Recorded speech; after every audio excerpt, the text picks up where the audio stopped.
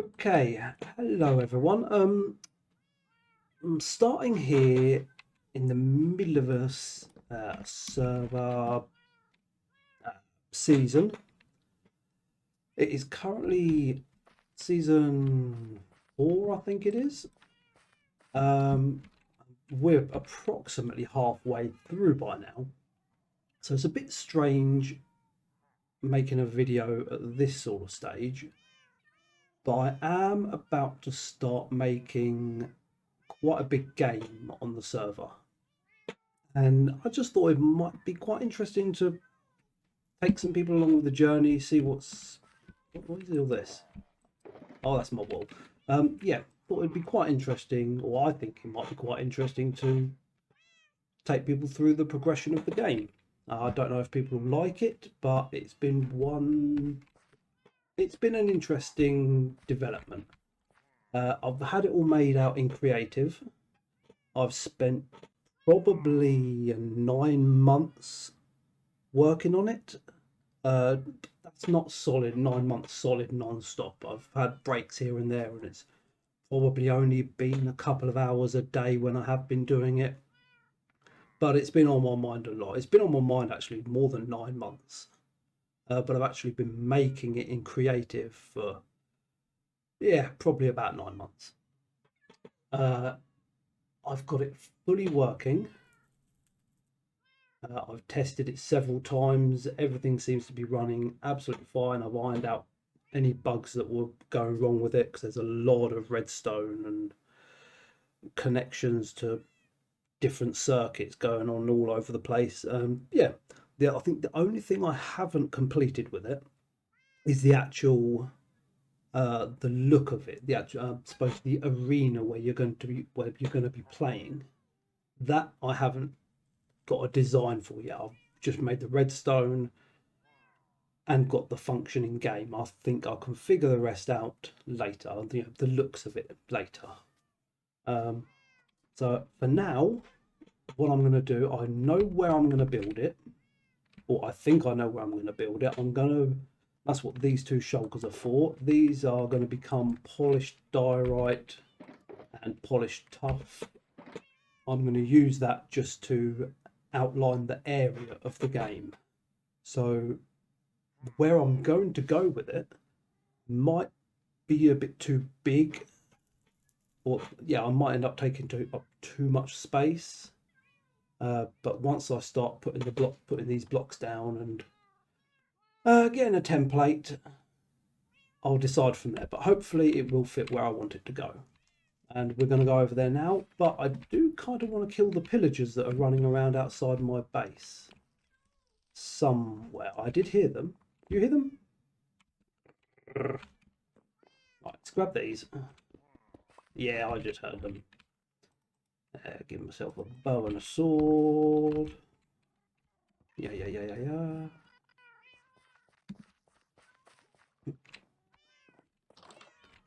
Where are you?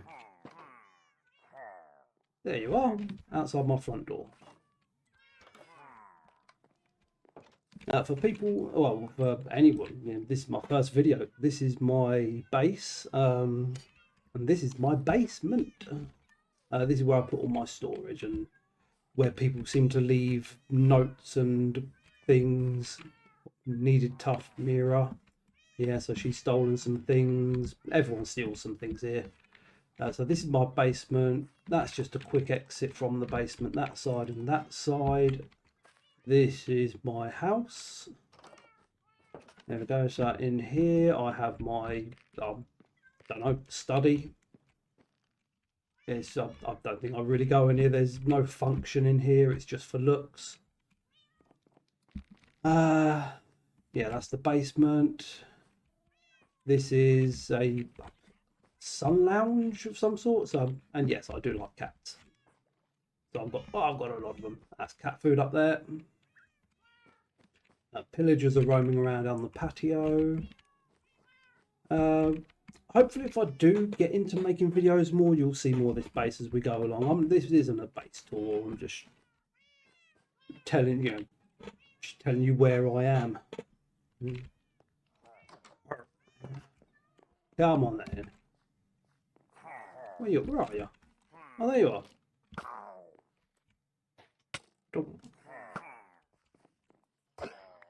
That's you. Where's the other one? Are they all under here? Where be ye? Oh, you're stuck down there. Ah.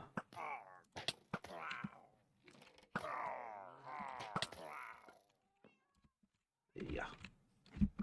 Can I get up there? I can get on the pot. There we go. Oh. Wee-yah!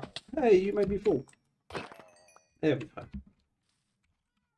Get rid of that. Get rid of that. That's junk. That's junk. That's junk. So unfortunately, this video at the moment might seem a little choppy. The server's only just updated to 1.21.11, I think. Yeah, it's the Mounts of Mayhem. We've just updated to the Mounts of Mayhem. And I think I could probably get sodium or iris or I don't know, something that makes it run smoother. But normally, now a lot of people aren't going to like this, but I play on Optifine. But at the moment, this is just vanilla. I've got no mods at the moment. The most I've got is some resource packs, which are still I've got down as 1.21.10 here. Yeah. So I haven't updated them. I don't even know if half of these work. Some of them seem to, but I haven't thoroughly tested all of them. Later on, I'll probably go through it a little bit better and just make sure they're all up to date and working. But normally I play on just because I do not know much about computers, and Optifine is absolutely the easiest thing to do. It's just one button. You just update it and then walk away. Whenever I've tried mods, something is always incompatible, wrong version. It just game crashes, and I don't know what I'm doing with it. Absolutely not at all. I'd like to, because I like the idea of what's it called? Not free cam, but not like Matica. The one I'm thinking of, replay mod. Yes, replay mod. I think that would be really good, especially if I am going to start doing videos. So later down the line, I might look into mods again, but up till now they haven't worked well for me, just because I'm an idiot and Optifine is just a walk in the park, and it does what I need to do. The most thing I need out of something like that is better performance, and that does it for me. Who's this I see on my bar? Hey. Here he comes. Is he going to charge me with the spear?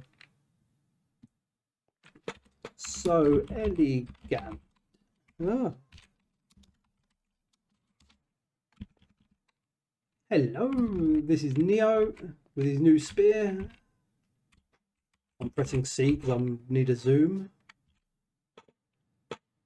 Where are you off to?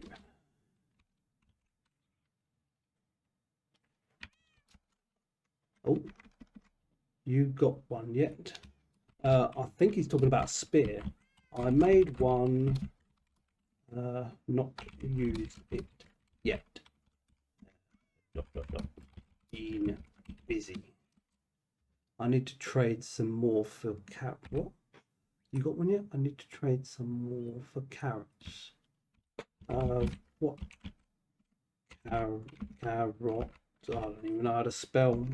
Correct me. What carrots? Golden. Excuse me.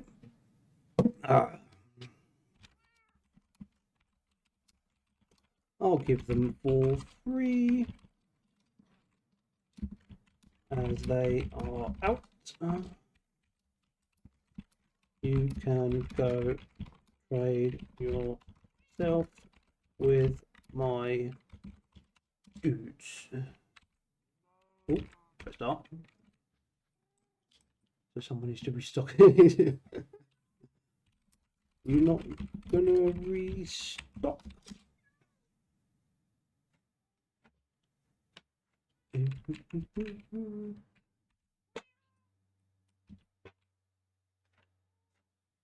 Waiting, waiting, waiting. Shall I sleep? I shall sleep.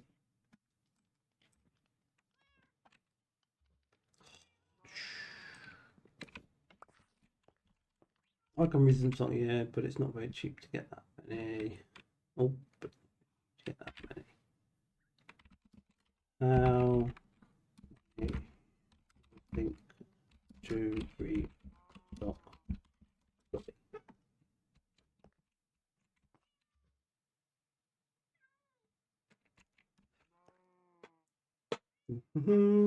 So what's going on here? We've got a couple of people who have been away from the server for a little while, maybe a month. They've got a shop over there somewhere. Well, I have around 7 stacks now. You know what?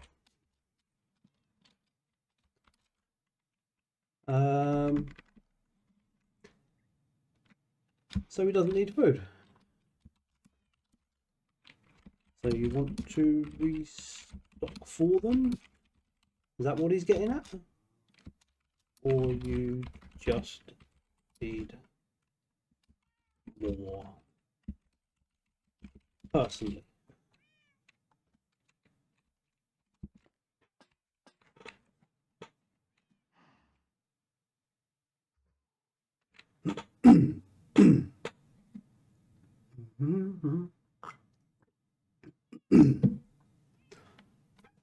Yeah, so a couple of people who have got a shop that's they sell food apparently. I didn't know that.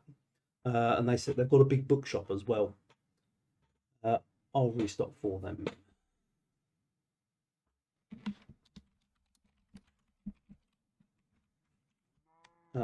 You'll restock them. So why are you asking for golden carrots? He did ask for golden carrots, didn't he?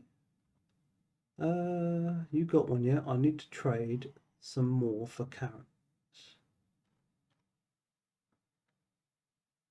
Oh, is he saying he needs to trade not with me, but with villagers for carrots?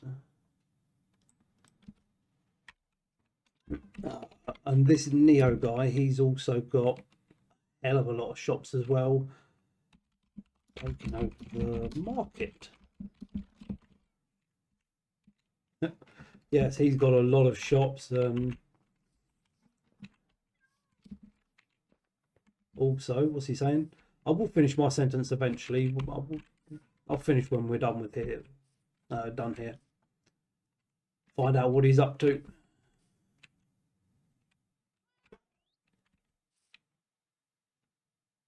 We'll drop over there if you don't mind. Where exactly? I was gonna do a bridge, but no idea when.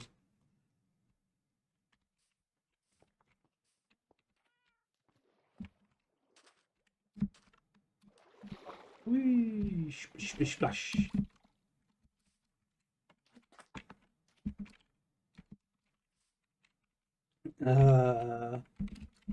So dropping off or stop. No, let's say stopping.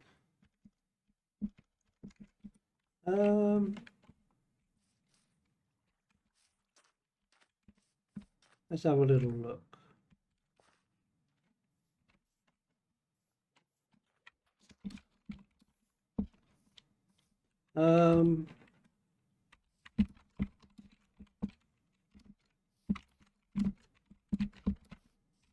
You do what you think. I'll work around it.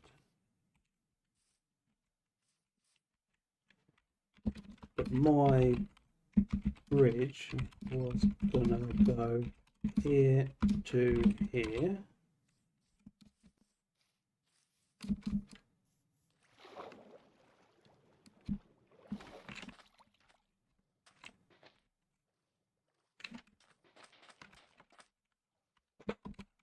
leading to my path. I was gonna put a dock near Wolfie's shop.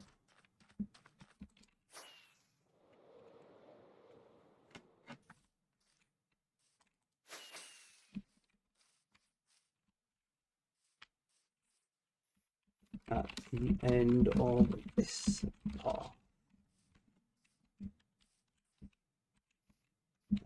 What do you think? No, just a dock looking at it.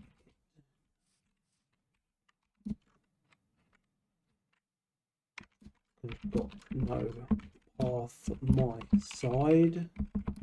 It's my garden.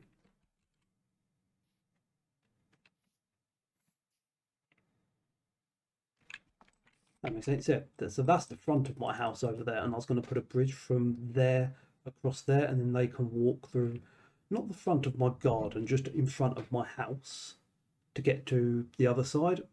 And I was going to put a dock here looking over into my house, or to the back of my house.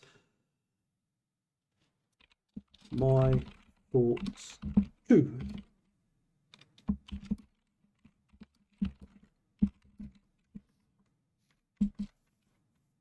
So I'll leave it in your hands. I might not get round to it anyway.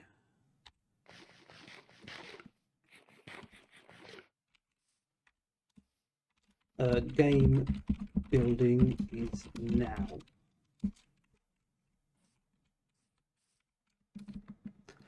Yeah, I've been talking about this game for quite a while on this server, and even last season I kept saying, oh yes, I'm so close to making the game, and yeah, 3 months later, yeah, I'm closer now, Yeah, it never happened. I'll just do some retouches then so it has room for a bridge. Okay. No, I don't want cats. Why did I put cats? I'm going to check an area for the game.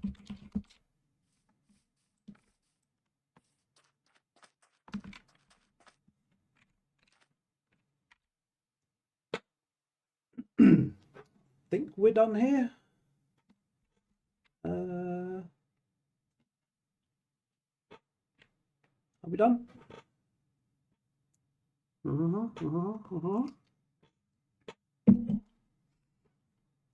Might have to top that coffee up soon. Yeah, I think we're done here. Yeah, so with this area, should we fly up onto a tree quickly? Yeah, it'll be fine. Ah, there we go. Yeah, I was going to have a bridge that. Oh, not a good tree to choose. Over there. Oh, what's he got? Oh yeah, I saw that with the beacons, but the mine was underground. Yeah, he's talking. Yeah, yeah, he saw my beacons around an area that I was planning for a game, but I'm not digging it underground. There's so much redstone. I am not digging it out, so I'm building it above ground. So my area has changed. Oh yeah, I saw that path with the beacon. I'm moving area. I am not digging that huge area with beacons.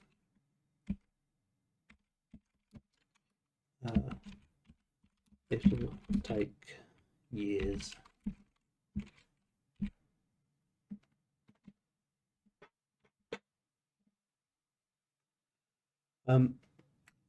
Yeah, I had an area that I was going to use, and I kind of mapped it out. The area I'm using is 9x9 chunks, and it's about 50 blocks deep, something like that, maybe a bit more. and I really didn't want to dig it out. I've started digging out, I think maybe 5 layers. It just took too long, and I really don't want to do it. Plus, the redstone I've made in creative, I do quite like the look of, and I think it will look nicer above ground. Or not nicer, just cooler. Hang on, what direction? That one. Just west. NSE.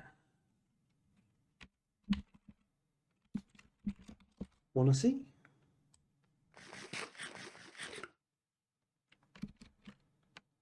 Yeah, I think I'll see him over here.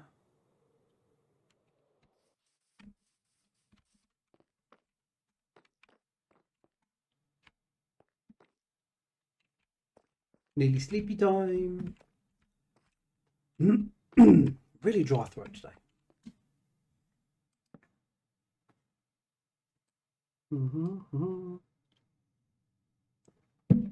Keep the server safe.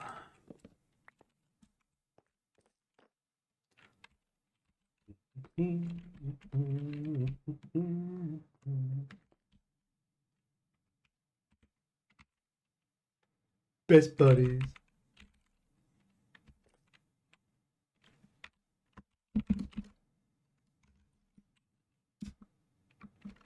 Hey, come.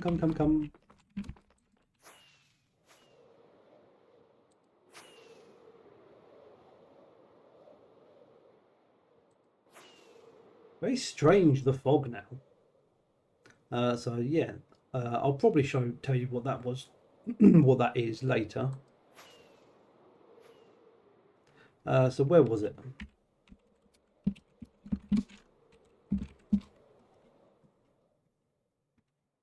Here. So this is where I was going to plan on doing it.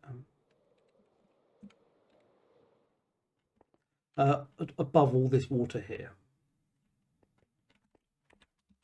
I have blocks to mark the area, hoping it won't encroach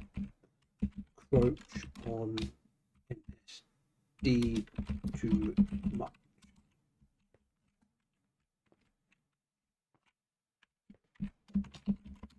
We'll know more. Not in once. We will know more in about 20 minutes.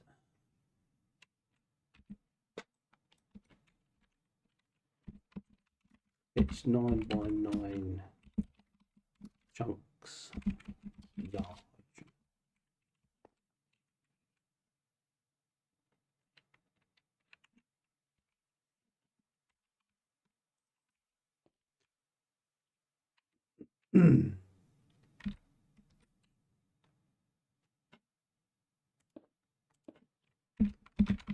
Gonna mark with this.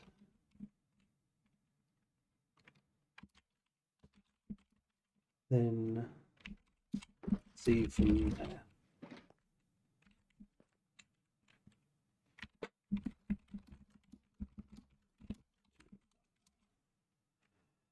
Okay, so yeah, Neo is not in charge, but he's, no one's really in charge here. He's just he's been building the main shopping area this season, and it's just over there.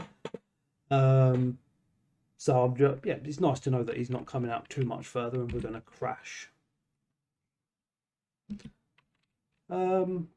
This is the first time I've made a video, and he doesn't know I'm making a video, so it's probably a bit weird me waving around so all the time. It'll be back. You're touching that area. Good luck and have fun, Mr. Spear. So yeah, we did just fly over the NSD, which is lunge 3 equals 3 rockets. Yeah, I've played with lunge before. It puts you forward a little bit. Only a tiny little bit I've played, but yeah, it's all right. It's not been my priority at the moment.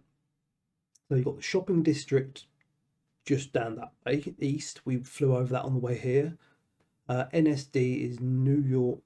He's calling it New York Shopping District because he's trying to theme all the buildings, you know, make them not skyscrapers, but that sort of theme, you know, high-rise towers and all quite bunched together. The streets quite, you know, a line of streets with tall buildings either side. Yeah, New York Shopping District. That's what he's aiming for. Yeah, it seems to be going all right so far. I've never been to New York, so I don't know if it's close to looking like that. But yeah, I certainly like it. Yeah, so that's over that way. And my game, what I'm going to do, it's 9x9 chunks. I've actually got the was it 50, 150? It's about 150 odd blocks or thereabouts. So I'm going to start, I'm going to go way out in this corner, and I'm just going to come out all the way down here 150 blocks, then out there 150 blocks, and just see how close we get. Yeah, so I'm probably going to do that. I think I decided what I want to do is this corner here with my game, there's not too much redstone, if I can remember rightly, but if there is, it's okay. I could probably terraform a bit of that, but I don't want to go too much into there. So I might put the first marker maybe around there. So I am into the hill a bit more, and I may need to come back as well. Yeah, because I want to cut back into here a bit, into the loud. Oh, actually, no, because in that corner there's not a lot of redstone, but in this corner there is. So I think I might need to come out this way a bit. I think I'd rather be in this line. Where I am standing now would be nice. Even though I think I'm going to go 5 blocks above the water. So I might actually have to go right to the water's edge, or yeah, water's edge, rather than into the hill.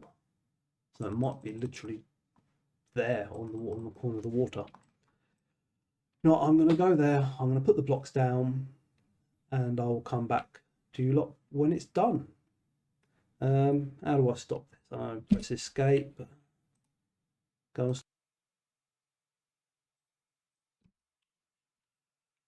So here we are. I'm back, and I've marked out the area that the redstone is going to be in, and the game as well. The majority of this is going to be filled in with redstone. Obviously there's going to be some air gaps here and air gap there, and yeah, it's not going to be chock or block full of redstone, but this is the general perimeter of the game. And yeah, it's a little over 150 blocks, which is 9.5-ish chunks, something like that. And it's, I think, 50, 65 something, yeah, 65 to 70 blocks tall, thereabouts. Yeah, it didn't take too long, but I had a little break here and there. Just as a reference point, we were down there last having a little chat. I was telling you where I was going to go. Neo flew off in this direction.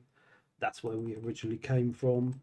This over here with the beacons, this is where I was going to originally do the game. Oh, hello. Am I getting snow here? Is that going to be a problem? I don't think so. Nah, it'll be fine. Yeah, my original game was going to be here. These beacons are actually brought in a little bit. So the original area of the game was going to be, or the corner of the game was going to be about there. And it was going to come along there, just behind that beacon, around the back, around there somewhere. Down that hole is where I started digging, and it was going to come along down there somewhere. And I was going to build it underground. And I'll show you the area and why I got dissuaded from doing it. Yeah, I started mining all of this out, and I was going to go down to, yeah, I think it was just around, I think -10 or something like that. Yeah, I got so far, and I figured this is, yeah, this is going to be way too much for me to do. I've dug big holes before and it's been fine, but to be honest, I'm just not in the mood for it this time round. I just kind of want to just get making the game rather than spending too much time digging. But it has been handy for cobblestone. I've needed to make a lot of observers for the game, and I ran out of cobblestones quite a lot of times. Neo's got a redstone shop. I bought that out several times as well. So yeah, occasionally I think I'm going to run out of cobblestone or stone or maybe some coal at some point. I'll just come here and start mining. But that's the old area. There we go, sorted. Yeah, so to the new location, which is a little bit over. I had a chat with Neo. He said it's not too close to, this is it, this is NSD, New York Shopping District. He's got a little park area here. Come on, fly, there we go. Yeah, oh, it looks quite nice. I like it. Yeah, so you can't really see it unless you've got something like the Bobby mod or some other rendering distant horizon thing. But yeah, it comes into view around here. Yeah, he said that worst comes to worst, we can put up some buildings to hide it, but it should be pretty nice. It'll be interesting to see a big blob of redstone here. What I need to do now that I've got this template, is first things first. So the way I do this now, as I don't use Matica, I've built the game in creative, and I've actually built it twice in creative. First time it took up a bit of a large area just because I was testing concepts. I was making sure each component or each circuit worked, and I didn't really care about how compact anything was. And then when I rebuild it again, you know, right next door to it, so in creative I've got the game built here that's taking up a big bit of space, and then right next to it I've started building it again, but squashing it down a little bit, not as much as I possibly can, just making it a little bit tidier. And when I rebuild that the second time, while I rebuild it, I take screenshots of my process. So I'll build, you know, I'll put a little circuit together, and as I'm building it, take a few screenshots of it. To the next bit, take a few more screenshots. So I've got a good few hundred screenshots of the game. So that's what I'm going to be doing with this. I'm just going to be looking at my screenshots, building whatever is in my screenshot, and then on to the next screenshot, and on and on and on and on and on it will go. And the first part I believe I'm making is the platform where you're going to play. I'll probably explain more of the game as we go along, because at the moment, if I start explaining what it's about, it's probably not going to make a lot of sense when there's nothing here. But I want to make the main platform where people are going to stand on, because everything is going to expand out from that. And the platform, the corner of it, it's going to be down here about 10 blocks, and it's going to come out, yeah, it's going to be a little square rectangular bit there. That bit there is actually that's the level. It's not going to be over there, it's going to be over here, but that is the height of the platform we'll be standing on. but it just needs to be down here. So I'm gonna build that all the way out here, build it along here, and that platform should be, I should end up with an 11 block gap from there to that platform. If it's 11 block gap, then I've done all of this correctly. So let's get over there. Smack. Boom. Perfect. I'm not gonna, should I do different blocks? No, because this is all just gonna go again. I was thinking about doing it in 5, 5, 5 all the way along here like I've done everywhere else, but this isn't any particular, this isn't needed to be marked out as 5s. I do it as 5s just so it's easier to count. It becomes more of a grid. And again, I changed all the tuff and the granite into polished tuff and polished granite, just again so it's easier to count where I'm going, count how many blocks in or out I need to be. It's just easier with polished material. We've got a little bit more to go. Once I've done this, majority of that I'm probably just going to dig up again later. This is just to know where my platform is going to be. There we go, come out here and then along here.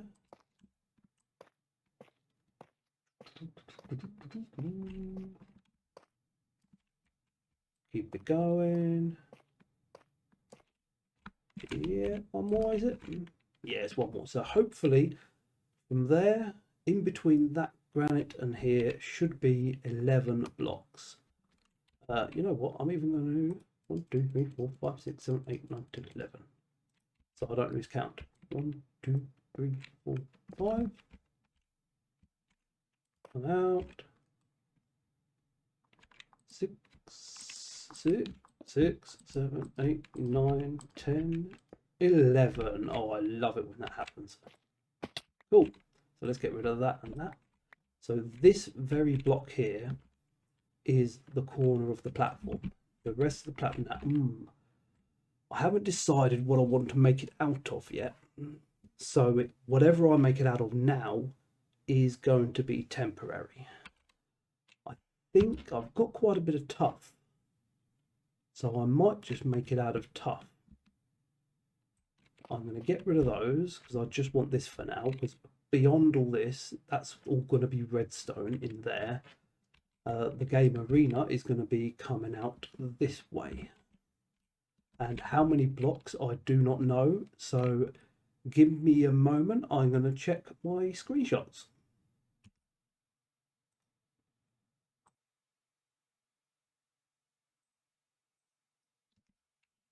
Okay, so I've had a quick little count of what I need, of how many it is.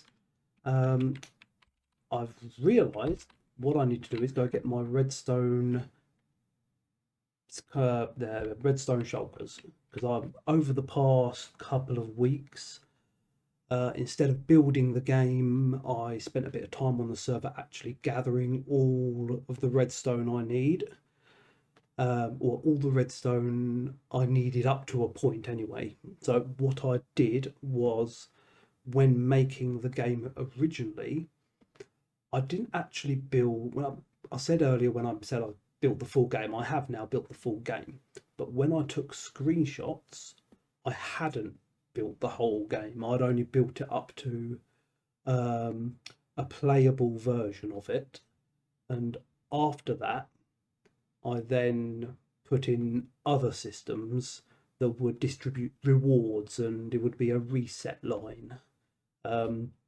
So up till then, I made a playable game. Then I took screenshots of the playable game. Then I counted then I worked out how much redstone, different components I needed, because I knew that if I needed any more, it wouldn't be that much more, because it's only going to be little circuits. So I've got the vast majority of redstone components ready at my base. I could potentially need a bit more, although when I was working the numbers out, I think I went a little bit over just in case, because I didn't really want to run out while building the main bulk of it. But I think the circuits I built after that, like I say, being reset lines and reward systems and a way to detect who won and who lost, that was built afterwards. I don't think I'll need a great deal more redstone, but if I do, yeah, it won't be too hard to collect. So I've got the majority of it at my base. So I'm going to need to come and grab that. I'll probably put them down on the island for now. They might end up coming up to this platform that we're going to be standing on, but for now I'll probably just chuck them down there. Another thought I've just had is I really do not want to deal with mobs during this. So I do have an inventory with a load of torches, so I'm going to go and torch all of this. I'm probably gonna I'm going to torch that island if I'm going to be flying down there to get my redstone bits and bobs. So I'll torch that island. In the long run, I'm probably going to get rid of that. Take it down, take the water, yeah, take that down 5 blocks or so. I don't think I want that there. Maybe I do, maybe I don't. But for now, I'm going to torch it up, so I'm not having to deal with mobs raining down on me. So I'm going to do that. I'm going to go get my redstone components first. I'll bring the redstone components over. Torch the island, and then I'll go get. Yeah, I can't remember what I was saying. I'll do something. Don't need that. Don't need all of these yet. I'll keep a stack of torches. Don't need that much. I'm going to sleep. Yeah. Ooh, something's above me. There we go. Come on. Come on, come on, come on. There's something else I need. I need at some point, and I might have. Yeah. How to put this? Basically, I need charged creepers. So at some point while building this, I'm going to need quite a few charged creepers. Not because I need the creepers, but I need skeleton and zombie heads. So I might set up a little area, maybe over there, where while I'm building this, if it does happen to be a thunderstorm, I can take advantage of it and go and try and get some charged creepers and put them in holding somewhere. Yeah, because we don't get lightning a lot, so it'd be nice to be able to take advantage of it when it comes. But we'll deal with that later. It's just a passing thought I just had while I was going to sleep there. So here it is. This is the NSD that we flew by earlier. Yeah, very nice. Whee. And here's my base. Luckily, the game is not that far from my base at all. You know, I did actually. I was watching the. So I've already. Where I broke the recording off, I've already watched it back just to see how it is. You know, this being my first video. I didn't know how the volumes were going to be, how the video would be, and something I did notice when I was watching it back was it's very fast. Like, it's not as smooth as what other people's are, so I might turn the mouse sensitivity down a little bit. Yeah, I'm going to give it a go, wherever it might be. I'm guessing controls, mouse settings. What am I on? 60. I'm going to go down to 50 and see how it feels. Hopefully it will make a little bit smoother video, but it might feel way too weird for me. So I might not stick with it, but I'm going to give it a go just to see if it makes a difference on this recording. Yeah, something else I noticed upstairs when I was watching it back is one of the resource packs hasn't worked properly. These are meant to be beehives, but as you can see, they are not beehives. And I believe that is because of these here. What have I got? It is something that I probably don't even need. There you go, honey levels. There it is, incompatible. They're all saying incompatible, but some of them work, some of them don't. This one clearly is bad. So turn that one off.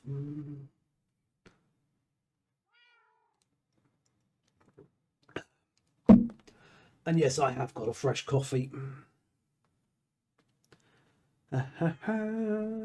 Ah, look at that, that's better. Back to how it should be. Yeah, I noticed that on the first recording. Wasn't happy with that. Ah, well. See how many more things are broken. Yeah, I'm here for redstone. So this here is my very valuable chest at the moment, with redstone bits and bobs all over the place. Will that fit in an inventory? Let's have a go. Whoa. No, of course it doesn't. Yeah, let's get rid of the chest. Or chest? Shall I keep the chest? Yeah, I'll keep the chest on me. What I'll get rid of, let's throw all of these on the floor. And let's empty my ender chest of this nonsense. These yellow, empty yellow ones. Empty yellow one, empty yellow one, empty yellow. That's a full yellow. Pick all them up again. So let's chuck all the white ones in there. See if I can hold them all. Oh yeah, plenty. Perfect. And now we go back and I'll show you these chests, or these shulkers, sorry, when we get back on the island. Woohoo!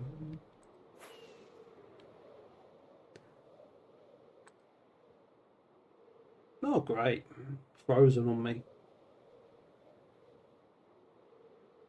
How far is it gonna go?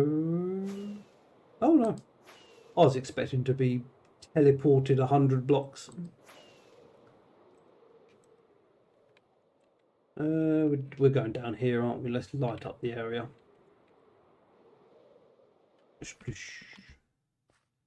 Now, I don't have high hopes for this, but this is what I use for lighting. Light levels, the Vanilla Tweaks one. I doubt this will work. If not, I'll just use what's at the top left of my screen now. I'll use the F3 screen. No, it didn't work. Vanilla Tweaks light levels not working. I'm gonna have to update that. I might update these today if it annoys me too much. For now, I think I'm just gonna bomb it with torches. Jumpy, jumpy, placey, placey. No rhyme or reason to this. Just keep going. Go on the outside. Work my way inside.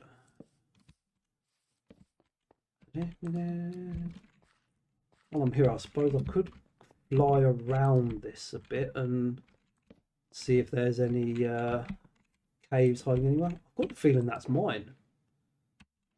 Yeah, I have brown shulker boxes. I'm sure that's mine. I was here earlier.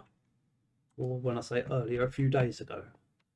Scouting this place out. I used that shulker as a marker. I think.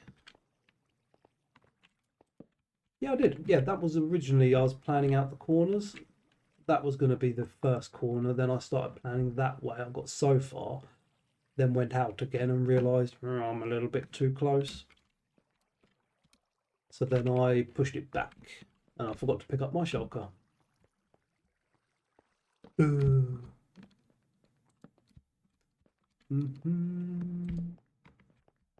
On there, let's start spiraling it in now.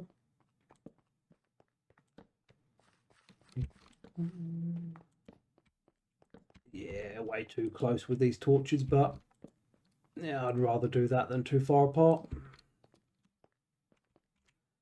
Can't remember what's around here. Let's just, yeah, stick one in the middle there. Ah, good jump. Yeah, this area looks pretty good. You're good, you're good. Wow, I really don't talk much in my day-to-day life, so doing these videos is it's going to be interesting. But yeah, these are way too close. One in the middle, there you go. Let's have a little fly out.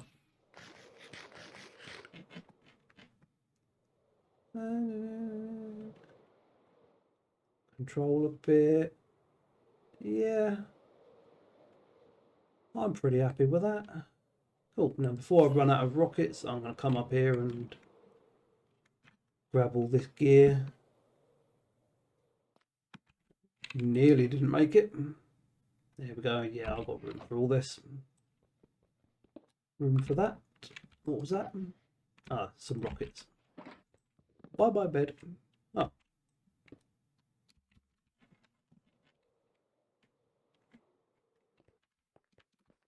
Got it. Cool.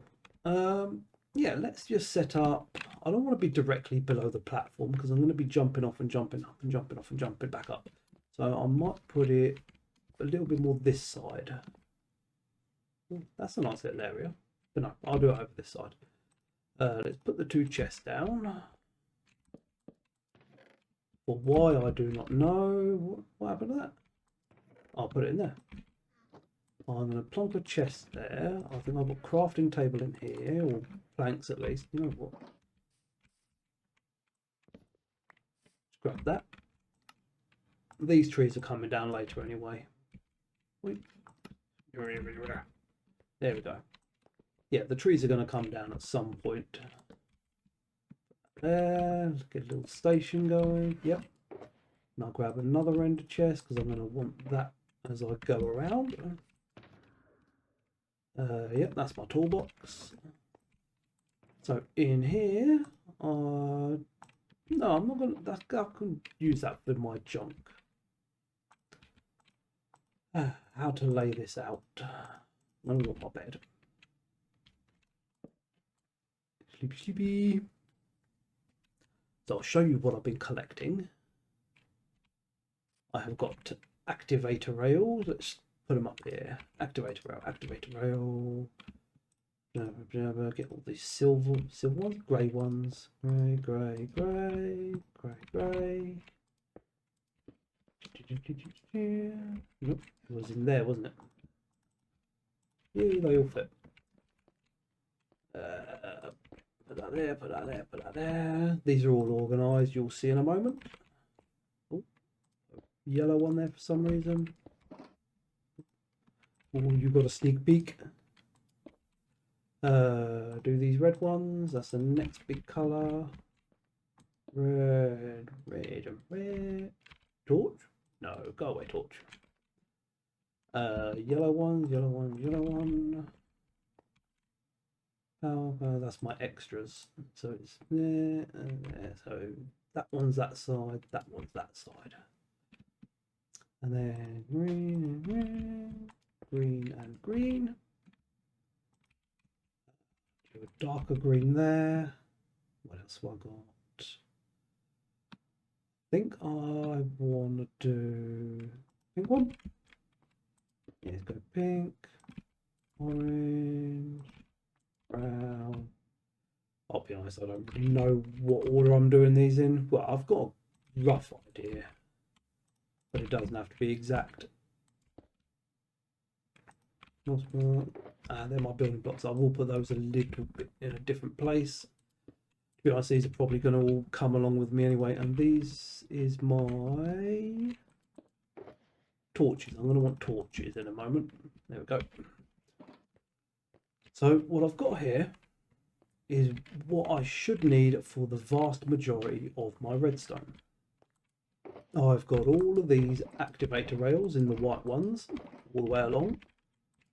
I've got all of these observers in the silver grey ones. I've got 3 shulkers of redstone, powered rails, a few powered rails, and some gold blocks. I think this should be enough powered rails for the bulk of it, but I do think I'll need more for the circuits that I made after my screenshots. And the extra gold is for note blocks. I'm going to be having a few little notes playing as the game goes on, and gold blocks are going to be to give it the is it chime, ding ding ding. Oh God, I can't do a high pitched voice. Yeah, they're going to be for a chime. I've got comparators there and the other lot of comparators there. Either I didn't fill that or somebody stole it. Oh well. Repeaters there. I've got note blocks there. I didn't need that many. Copper bulbs, I'm going to need those. Torches, that's how many I needed. Hoppers, that's how many I needed. Target blocks and droppers. And in here, I've got crafters, sticky pistons, regular rails, detector rails, lamps, pistons, glowstone. I'm not sure how much of all of that I'm going to need, but yeah, when I was doing my workings out, it might have been something like 2.5 stacks of glowstone, and I decided, you know what, I'll do 4. Or I needed a stack and 10 of lamps, so I decided, you know what, I'll just do 2. And then these are some building materials, temporary blocks, and some ice for some water streams. There's probably some other things that I forgot, but luckily the base is, as you know, just over there. You know what, I can't leave it. There we go. That can go in there.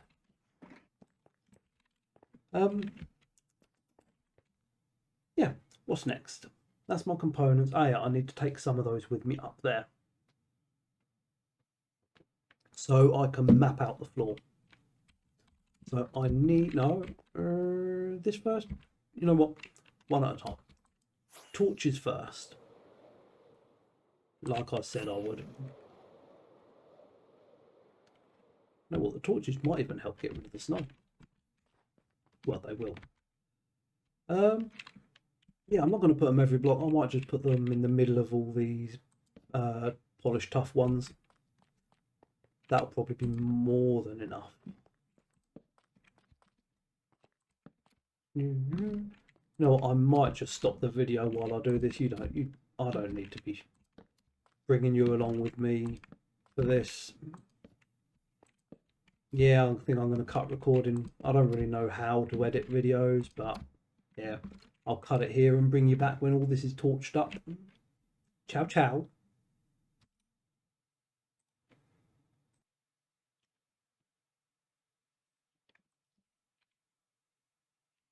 Okay, here we are. I'm back. So I've done what I said I was going to do. I've put torches all around here, and they're all. I'm trying to do a zoom again, but I can't without Optifine. Yeah, so I've got torches all around there, torches all up here. Very lit up, very safe. And while I was doing that, I remembered some things that I should really be bringing over with me, which I haven't got with me. I knew that was going to happen. I just didn't know it was going to be so soon. So yeah, back to the base we go. Things I forgot are components like barrels, some more chests, some stone for buttons. I haven't got those. Yeah, so those silly little things are. Yeah, some other things that again I've forgotten about already. Do I want to just take them? No, I might just craft some fresh ones. See what bamboo I've got. Oh, Wait a second. The shopping district. There's wood. I know there's wood in the shopping district. I don't know if there's chests. I think there are. No, I know there are. Neo's got chests. I don't know if he has barrels. So I will make my own barrels, but I will buy his chests. Well, yeah, I knew I had a load of planks here somewhere.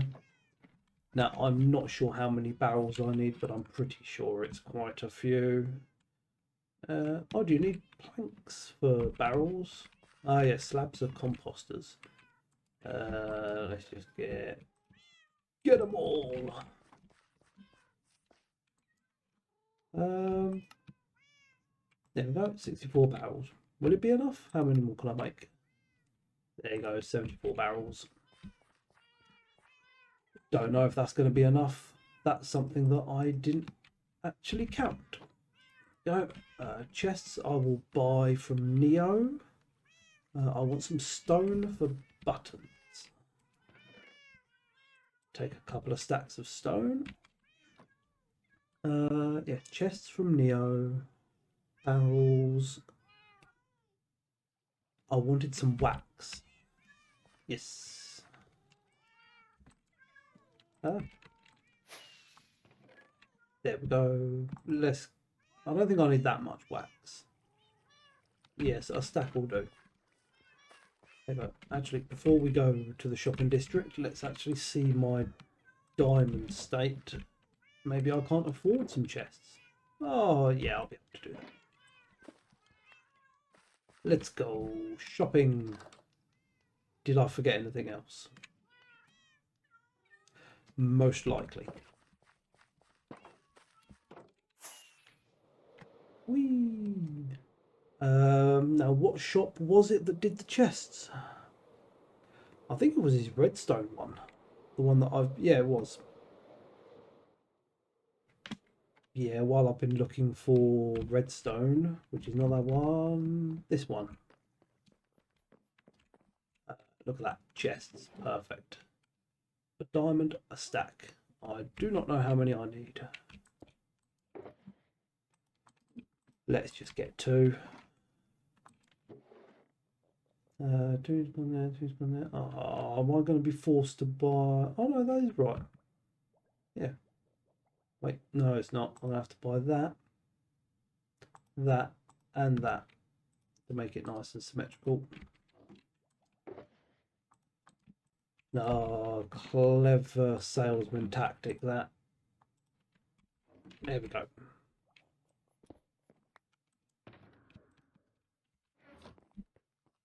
Yeah. Yeah. No, we need to go back to the floor. I was hoping we could fly straight up there and start building something, but no. Oh, that's horrible lighting. Look at that. That's awful. Oh, this update needs some bug fixing of some sort. Yeah, I don't like that.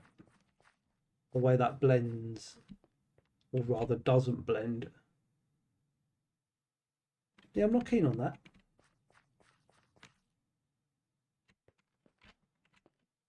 I'm hoping that's a bug and not a feature. Right, I'm going to go sleep because earlier when I was doing the torches, I was getting a trident thrown at me. From over there somewhere. The little devils. So I need no blocks, nope. Yep, I'm gonna take half a stack of you because I don't need all of you.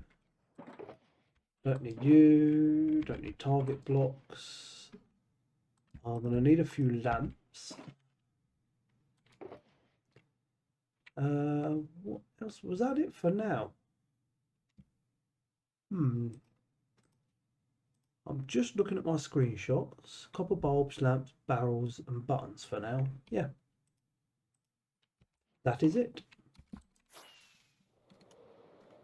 Up we go. Oh no, we don't need to be all the way up here. We need to be just down there. There we go.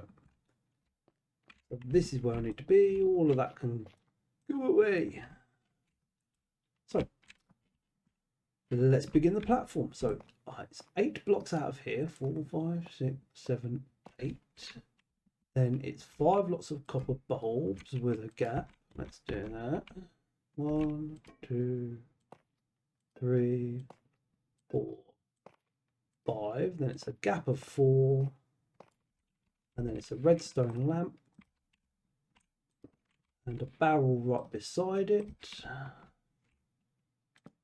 The heart. And that's that. There you go. Game's complete.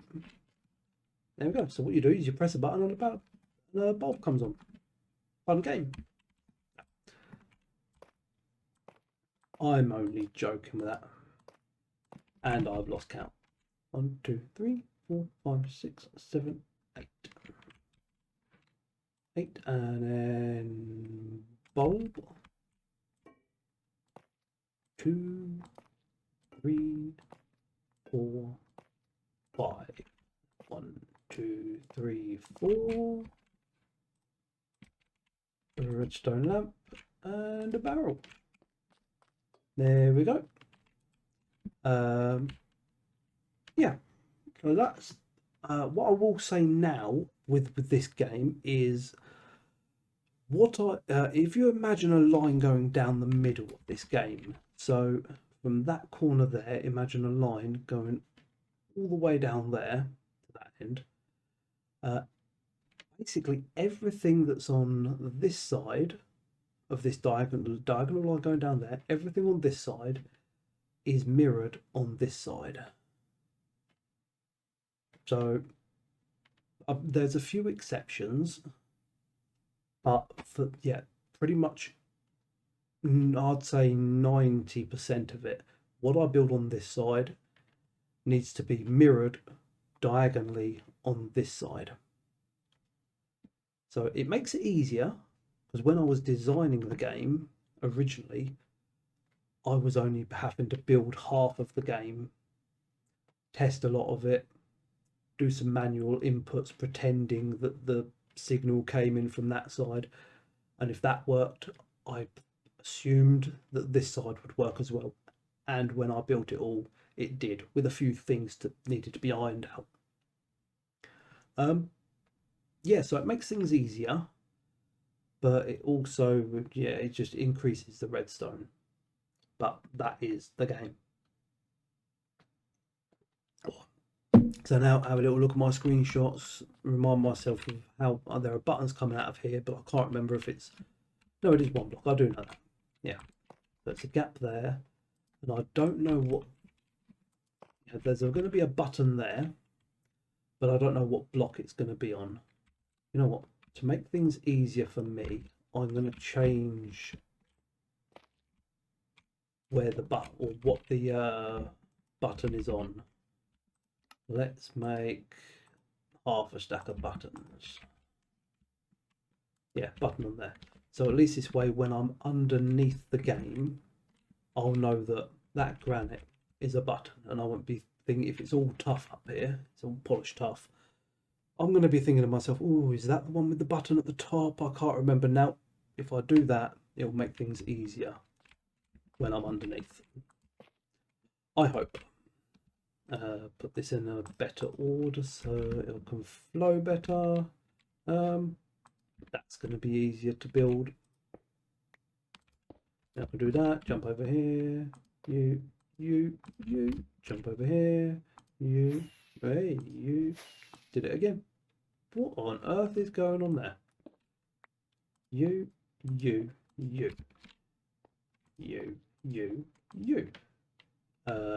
I'm going to have to look at the screenshot quickly for this.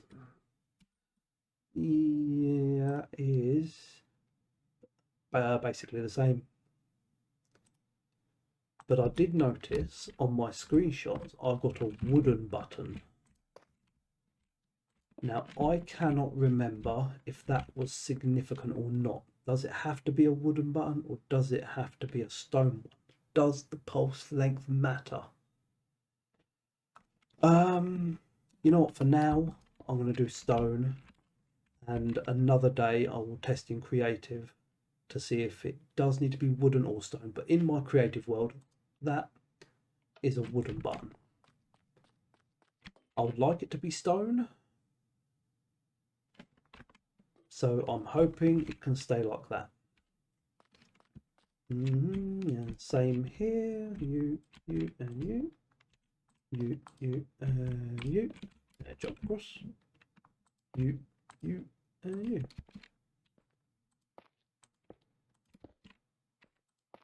What these are the main player inputs.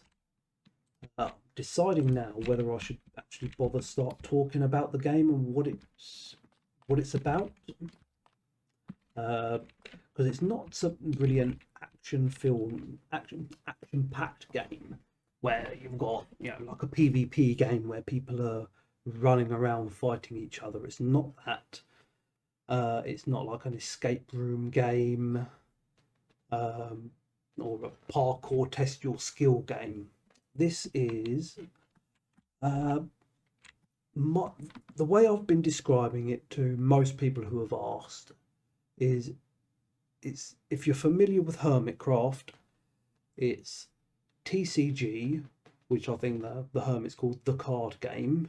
So they made TCG in Hermitcraft season 9, I think. So this is basically that, but it's redstone-ified. So yeah, rather than players you know, making a big map somewhere, big map art, and using items and item frames to show that you're taking, or a player has, let's say, 100 health, you're taking off 30, you know, then you switch over an item frame to put up 70 rather than 100. Instead of all that, I've made redstone do all of that. So that's what it is. The idea here, you know what, sorry, I'll talk about it. The players are going to stand up here. That's the control panel for one player. This is the control panel for another player. About halfway between here and that line there is a big display panel. Each player is going to have 5 mobs. I'm going to use mobs. Right, in Hermitcraft, I think your players were actual hermits, so I would be fighting them with a Zedaf or a Tango or a Mumbo versus Cub, Scar, and Grian. So it'd be, yeah, your different hermits displayed. Whereas this, I'm gonna use mobs. Mobs are gonna come out in a minecarts and be displayed right in front there and in front of that player there, and both players should be able to see who's on screen. So I will have, let's say, a zombie, a skeleton, and then 2 spiders. Oh, it's 5 things, isn't it? Yeah, I'll just have a selection of 5 mobs. The other player will have a selection of 5 mobs, and I will choose this mob, whichever mob is in this position, to attack whichever mob I feel like. You know, I'll use this mob in this position to attack the mob that's in this position or that position. And then there'll be other button inputs further down the line, and depending on which mob is attacking the other mob, a certain amount of damage will be done, and there'll be a redstone lamp bar for each one, and that'll go down. So let's say the zombie has 10 health, 10 redstone lamps will be lit in the sky, but the skeleton will attack and do 3 damage. So the zombie will go down from 10 to 7 health, and then it'll be the next player's turn, and the next player might choose to attack use a spider to attack this player's skeleton, and the spider does more damage to a skeleton for some reason. I've got it all worked out. So instead of doing 3 damage like the skeleton did to the zombie, that would have done 3 damage, the spider against a skeleton will do, let's say, 5 damage. But if the spider was attacking, let's say, a zombie, it only does 1 damage. Yeah, and it's just going to go back and forth like that until all the players' mobs are gone. So you could end up losing 3 mobs, you could end up losing none. And so yeah, something like that. I might have got that wrong a bit there. But yeah, it'll be last one standing, and then whoever is last one standing with mobs left, they're the winner. That's the type of game it is. Hopefully that will appeal to some people. Certainly appeals to me, especially the redstone. The redstone was a lot of fun to make. Again, trying to press C to zoom. I really want my Optifine back. That's one. Yeah. There. Cool. Right, let's sleep and get rid of the night.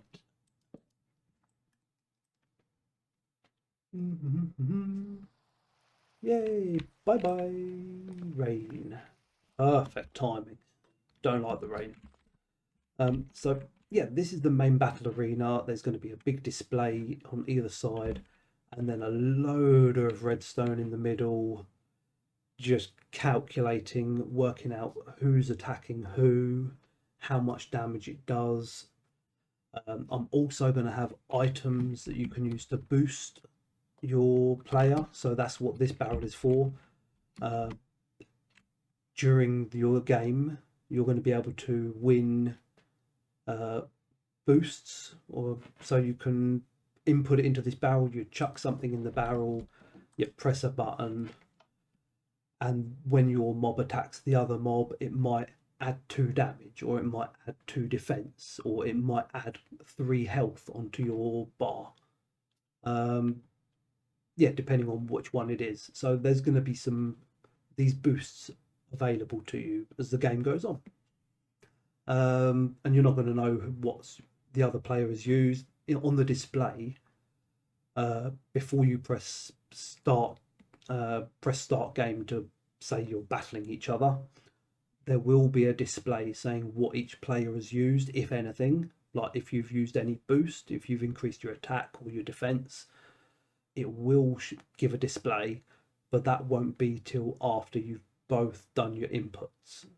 So you have to confirm that you're using that mob, you confirm you're using whatever mob, and only when it's confirmed and there's no going back, then it will give then you'll see on the display what each other has used. So until then it's a secret, so you don't know if the other player has excuse me, you don't know if the other player has used any boosts.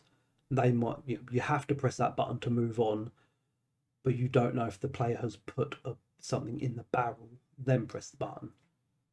So it's a bit of a surprise. You might think you might need extra attack because you're expecting the other player might use extra defense. And yeah, I'm hoping it's going to be a bit more of a cerebral one, a cerebral one. But I think it should also be playable without too much thought. You may not do as well, but you'll definitely be able to play along if you really don't want to be trying to do maths. If you can't be bothered to work anything out, you can just think, oh, I fancy this one attacking this one. Yay, bang, bang, bang. That's fine. You may well win like that. Oh, another thing I'm going to add to this game later on is how many items you use. So let's say you use a boost, but the other player doesn't use a boost. Technically, you've got an advantage now because you're giving yourself an advantage by using a boost. So if you keep doing that and they don't use any boost, chances are you're going to win, right? You're going to be increasing your stats, so you're really going to win. So as you've got the advantage, I'm going to have another little thing calculating who's got the advantage over which player, and that advantage can change as the game goes on. And whoever has the advantage, even if they win, they don't get as good reward at the end of the game. They'll still get a reward because they won, if you win a game, you should get a reward, but it won't be as good a reward as if you had been equal, or if you had used less items. And in the same vein, let's say this player over here has got an advantage. They're using loads and loads of boosts.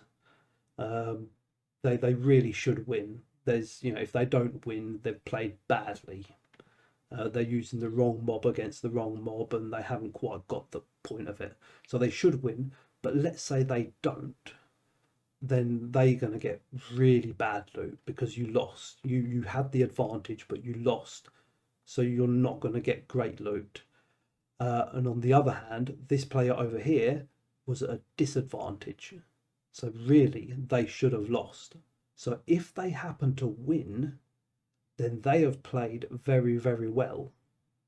Really well. So if you've got a disadvantage and you win, you will get the best loot. That is the best scenario that gives you the rarest rewards at the end of the game.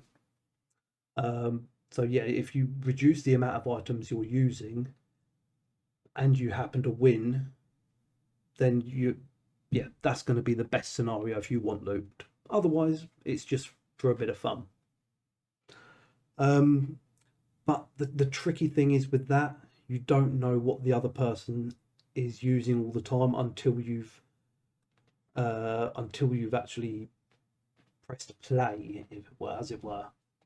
So unless you're counting how many times the player has used a boost and you're keeping a note of how many times you've used the boost, you might lose track of who's got the advantage. But yeah, that's something for the player to think about. You don't have to think about it, but you can do if you want.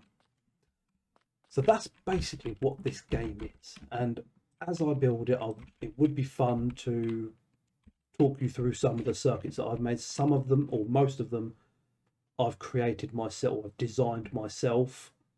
But there are a few that I just could not figure out, and I've had to go onto Google or YouTube and look up a tutorial or just get an answer for a certain circuit because I just could not figure it out.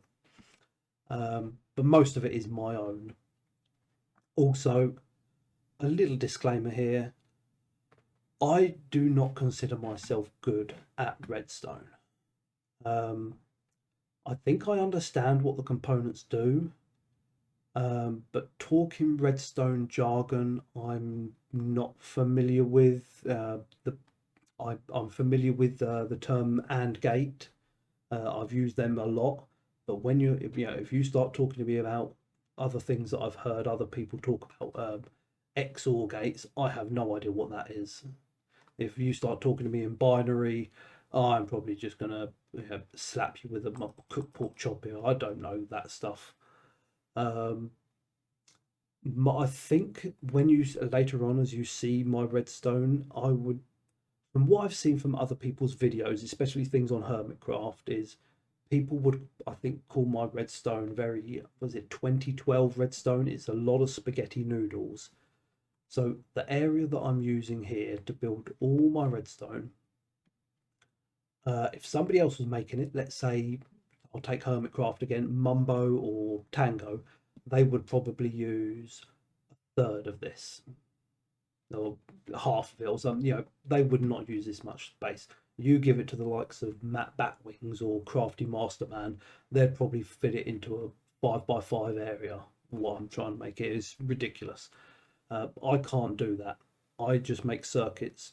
I fumble through them. I get it to work, and that will do me. So it's not going to be the super pretty. It's not going to be the most efficient. It's not going to be the fastest, but it should work. And I absolutely expect some bugs in the system when I build this, because while I build it, there's going to be a repeater that I don't put on 2 ticks when it should be on 2 ticks, but I'll only leave it on 1, and it's not going to work. And I'll spend 7 hours figuring out what's going on, then find a repeater somewhere, and I go, oh, right click, oh, there we go, that's done.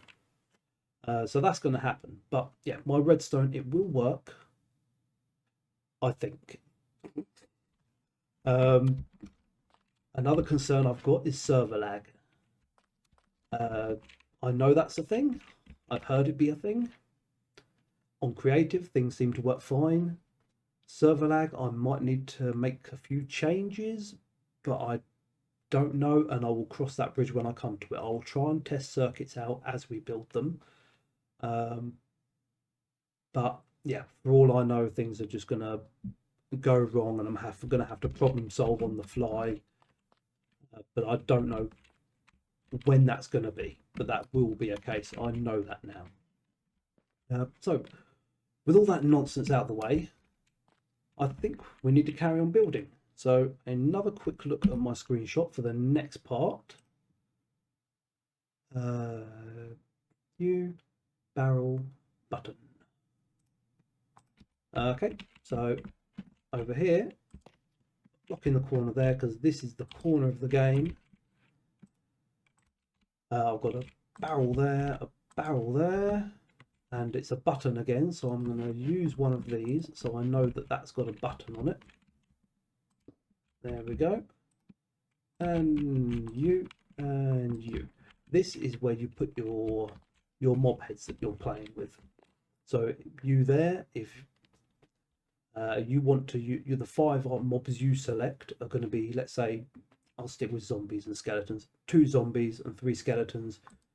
You'll put your zombies and skeletons in there. You'll press the button 5 times because there's 5 mobs, and they'll run away there, and they'll be displayed to you later. Oh, seeing the wax has reminded me that I think I want to wax those buttons, but I might leave it for now, just in case I don't want to wax the buttons. So even though I brought the wax with me, I might just chuck it down there and leave it till right at the end, because I don't need to wax them now. I do not know what the theme is up here. Maybe it'll fit in with the blue. Maybe it'll fit in with the orange. That I don't know. Right, so this is this bit. I think the next bit I'm building, there's some more buttons and lamps up here, but I'm going to need to study my screenshots a little bit more. Don't really want to be having to talk to you while I'm doing that. So again, I will cut and see you in a minute when I've got a few more components built here.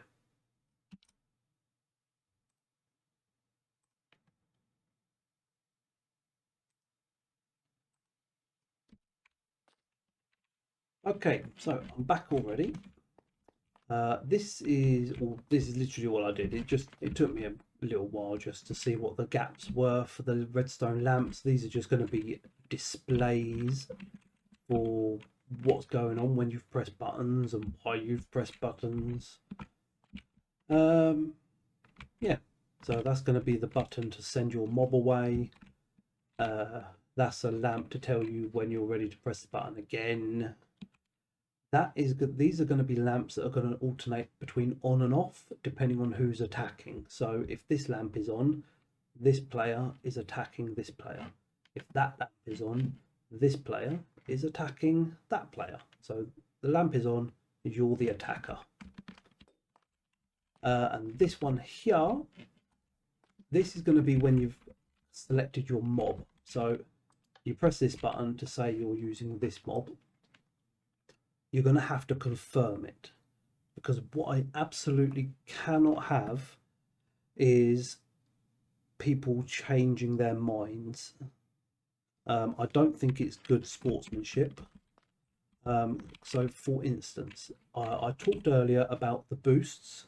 So let's say you choose this mob and the other player chooses whichever mob.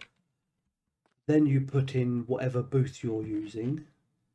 Now, the boosts are going to be specific to that mob. So I'll stick with spiders and skeletons and zombies. If you're going to increase your attack, it's going to be zombie. You're going to have a boost for zombie attack. You're going to have a boost for skeleton attack. You're going to have a boost for zombie defense. You're going to have a boost for skeleton defense. So I don't want you to be putting in, saying you're going to use a zombie, and then you put in a zombie attack, and then you change your mind again, because by that time the system is already going to be calculating things based on what you've put in. So if you then change your mind, it's going to mess with all the system, and I don't think it's good sportsmanship to be able to go, I'm doing this mob, no, I'm doing this mob, as you've picked that mob, I'm going to choose this mob instead. I don't think that's right. So pick a mob. When you press confirm, that's what that is, the confirm button. It will lock all of these. So whichever one you've chosen, press the button. There's no going back. You have to proceed with the game with what you've chosen. So you press that. It will do some things, and then that light will come on to say it's done. You're confirmed. I think it comes on, either that or it's on and you press it and it goes off to say, right, it's off, move to the next part of the game. One of those, either way, that's the confirm button. And then you're onto that button. While I was looking at my screenshots, I did notice that I forgot some more shulker boxes. And they're back at the base as well. So we're going to have a quick little fly back there. In the meantime, I'm going to dump all of these things off. I want a little dumping chest for now up here, because I've got too much stuff in my inventory. You know what, above there will do. Now I've got quite a few chests I'm bringing back with me, or not chests, shulkers. So let's clear this out. There we go. Zoom, zoom, zoom, zoom, zoom. Whee. I've never actually flown in this position. I see them do it on Hermitcraft all the time. Quite nice. Feels a bit weird. Yeah. Oh, pressing E.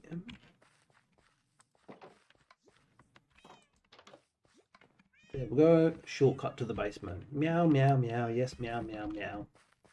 This is all my wool gathered up in shulkers, which I was going to organise, but I didn't get round to. I think I'm definitely going to colour code these and organise them, because when I'm over at the game and I need a particular bit of wool and I can't find it, that's going to be very, very troublesome. So sorry again, I'm going to do a cut while I re-dye all of these and organise them into shulkers so there's no odd numbers like that and mixed all over the place. Yeah, I'm going to do that real quick. I've got all my dyes in here. Probably going to need more, but they're not hard to make.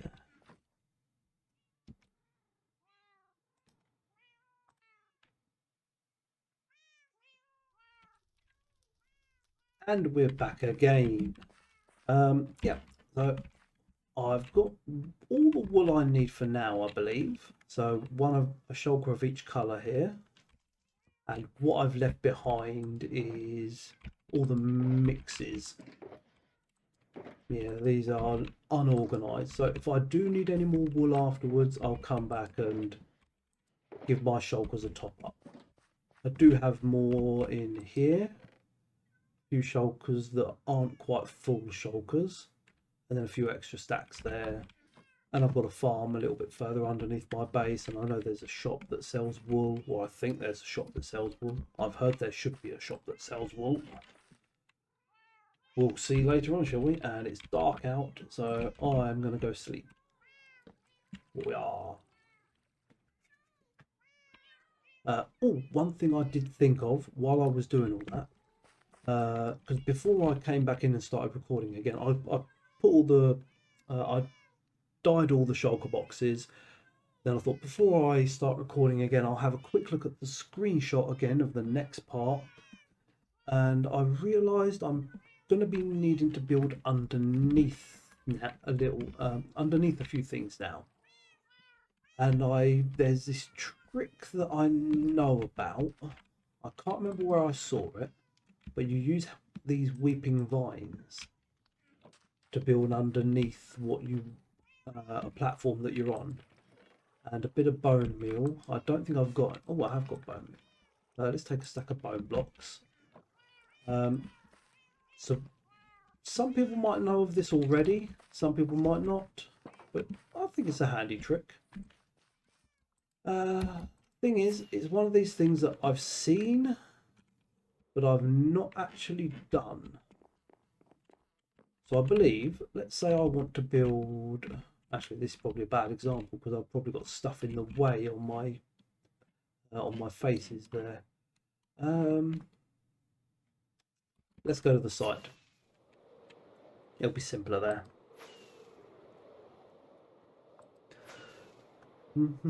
So what you do is you put a weeping vine on the side of a block or underneath a block or just somewhere where you want to build, and you either wait or you can bone meal it,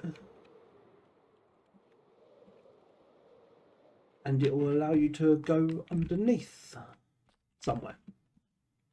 Everything's been put down, hasn't it? For now, let's put that there. Get a temporary block. So now we need to build underneath here. Now we could bridge across from there, with a water bucket there and go down it, but there is something you can do. You can put that there. Let's just make a few bone meal here, and you put a bit of bone meal on there, and now you can go down this weeping doohickey, or you can build straight off the end of it, I believe. Again, I've seen it done or I've heard of it done. There you go, and a block on the side there. Now we're going to hop down here and we've got a platform. I really like that. I want to be a bit lower than that, to be honest, so let's go there. Yeah, that's really good. I like that. Yeah, I don't know where I saw that, but that is a really handy thing. Who cares about that? I think I'm going to want my temporary blocks now because I don't really want to be building in tough all the while. I'll go get some temporary blocks. I'm going to get rid of all this wool because I should be building the stuff in stages. So the stuff I'm building in brown wool, I'm going to be doing a load of the brown wool stuff, and then after that it'll be the blue wool circuits. So they're going to live down here. I'm also surprised I haven't got scaffolding on me. Did I leave that in here? I find scaffolding very helpful. A lot of people don't like it, but I love it. Not in there, so that's back at base. I shall try and remember next time we're back at base, get scaffolding. Get blocks, so wool. Let's just dump it all. I don't care what order this goes in down here. Like this. Oh, so if there are 16 colours, let's do a 4x4 pattern in however it happens to appear. There we go. That look nice? Yeah, isn't that lovely? So now, on my screenshot, I have brown wool underneath the button, then a copper bulb, and then there's an observer facing up into a repeater, and then we'll go from there. So brown wool, let's take a few stacks of that, observers and comparators, and then we'll go from there after that. Take a few stacks of these and comparators. Feels nice to actually be building again, or finally, sorry, I should say, not again. I did have a sneak peek and I saw I needed some activators already, and I remember from when I started building, I'm going to need some gold as well. I'm absolutely going to need more, but that's what I can remember. Whee! You know what I forgot? Temporary blocks. I want moss. Moss.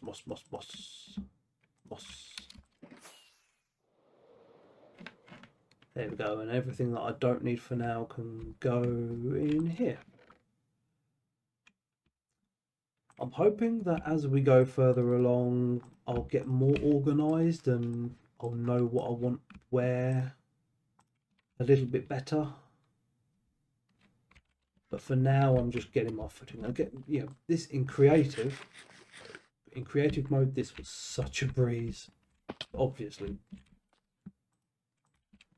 But like this here, very different. I think I even want to go down a bit more, you know.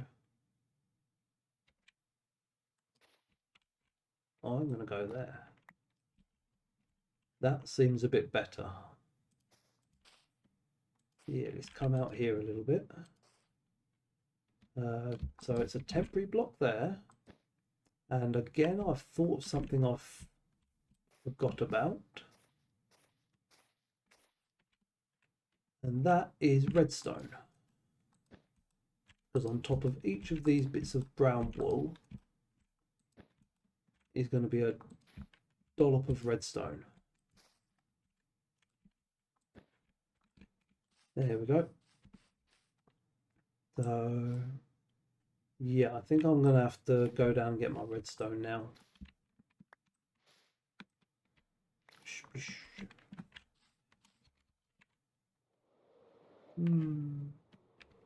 Now something I'll say as well is I'm not too fussed about getting absolutely everything back that I drop, like all this moss that I'm losing.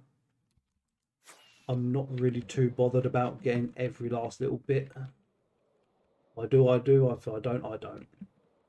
Well, how did I mess that up? Actually, I think I want to be at the top for this. Redstone. Plonk. Make that a dot. Now, the reason it is a dot rather than a line, I'll just say in a minute because I'm concentrating a bit. Let's come out so I can show you. This isn't anything technical, by the way. Actually, one thing I'm going to do while I'm building this is I've got a redstone assist pack. That's what I've called it. Did I put that on? Yes, I did. Yeah, redstone assist. All that does is just make the redstone dust. It puts it back to the full redstone lines with the numbers on, like that. When I'm building redstone things, that is so much better for me. Yeah, normally I don't have it on, but when I'm building something like this, that is super useful. Showing the power levels. It's not a faded line as well, or, you know, textured how it was a minute ago. This is so much easier to follow along. So the reason I do a dot there rather than that is not for the technical side of things on this occasion. It's just so that I know for my own reference that this bit of redstone is not meant to be powering something else. It's just for my reference. So if it's a dot like that, then I know that it's not meant to be going out to another block. Yeah, I'll be able to look at that and think, that is literally just to power that block. So if it's like that, for people who don't know this about redstone, when this button gets pushed, it's like that. When it does that, because the line is going that way, it will power that block. And as you see, the redstone goes in there. But if it's like that, when that gets pressed, that will not be powered at all. I might even be able to show this with a comparator, so I've got that with me. Let's see here. There we go. Comparator there. So like that, the power will go through there, and that's a full block. So that should light up and send out a signal. There you go. It's sending out a signal. But with that like that, it's not getting any signal, so that should not light up. There you go. So that's the technical type. That's the technical use of using a dot rather than a line. But on this occasion, being here, this is just for my reference. I know when I look at this later, this isn't meant to be powering anything. I haven't forgot to add a block around it anywhere. My reference only. So if you are watching and wondering why I've done that, that's it.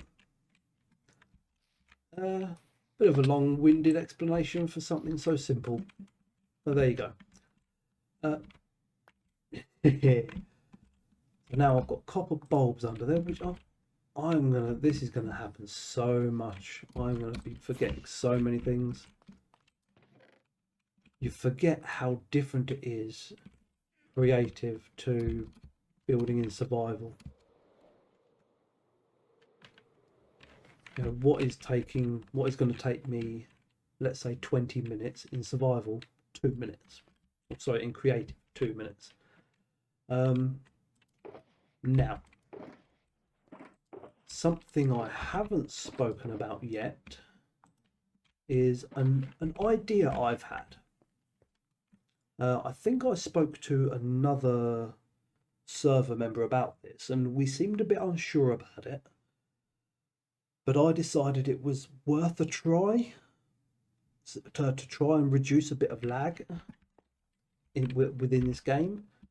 So when you're using a light source, even a torch. I'm just using the copper bulb as an example because it's here.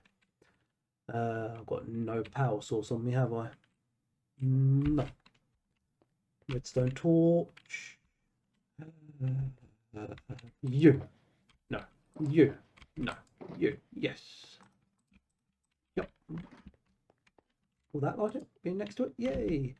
So, when there is a lighting update like this, so light on, light off, light on, light off, that lighting update causes a little bit of lag. Now, I don't know how much lag, I'm just aware it causes lag because it now has to calculate. That block was 0 light level, but now it's what, 10? And it has to update this one, it has to update that one, and however much light it gives off, each block has to get updated to the new light level. And then when it turns off, it has to get updated to the new light level again, going dimmer. So what I figured was, if this is a oxidized block, which it is that what they're called? Yeah, oxidized copper bulb. If this is the blue one, it gives off less of a light level. Yeah, what's that? Light level 8. Whereas if it were the standard one, whatever that's called, non-oxidized, or the copper, the brown color one, that gives off a higher light level. So I figured if I use these these oxidized ones that only give off a light level of 8, I'm looking at the top left there, the 8 block. So this gives off a light level of 8. But if I use a bit of glowstone wherever there's a copper bulb, they give off a light. Let's do it down here. They give off 15, but because I'm on this block, it's 14. So the actual block there is 15. I'm right next to it, so it's 14. So this is a lot higher than that. So therefore, whenever this, if I put those two together all the time, whenever that gets updated, my figuring is, if you look at the top left again, where it says block the sky, 15 sky, 12 block, there's no change. There's no lighting update because I've used that. So I'm hoping if I do that everywhere where there's a copper bulb, I should reduce a lot of lag, or some lag anyway, because I'm reducing, or hopefully eliminating, the lighting updates. There will still be a block update because that is changing its state visually, but there's no actual lighting update. So that's what I'm going to do as much as I can. Everywhere where there's a copper bulb, I want to put a bit of glowstone next to it. Hopefully that all makes sense. Now I'm going to put my torch back there. Now I'm going to fly back up there, knowing full well I'm bound to have forgot something again.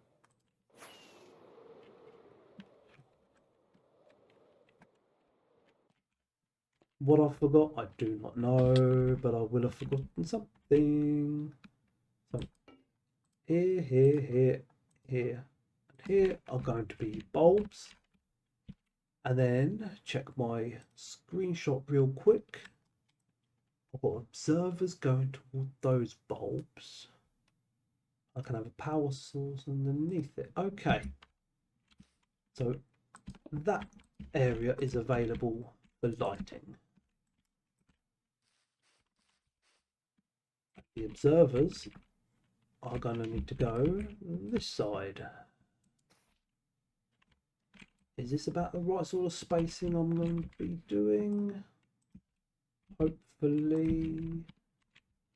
So observer there,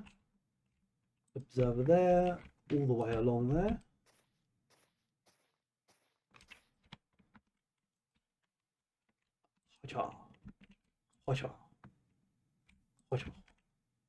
And then I believe it is going to be a bulb. Respawn point set, screenshots. Yeah, a bit of wool. Just as I suspected, a bit of wool, and now I can't get through. Good idea, wouldn't it? Bit of wool, bit of wool. And then let's jump up here and do a comparator on top. There we go. And up here, somewhere. Where's the comparator gone? There it is. Comparator facing over there. And a comparator facing out of there. I'm just coming out here now to have a little look. Yeah. So now when the button's pressed up there, this will get an update, sending a pulse out here, which will trigger the observer. And at some point later, I'll explain why I need all that, but for now, that's all I need to know. Hit the button, the comparator reads the bulb, the observer sends a signal out. Get rid of all of this mess. I wonder if it's worth getting a hole in my inventory. If I'm using this, it may well be. Fortune silk. I'm going to go silk.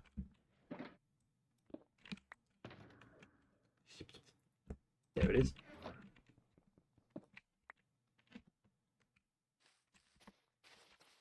Oh, yes. Yep. I'll leave that there for now.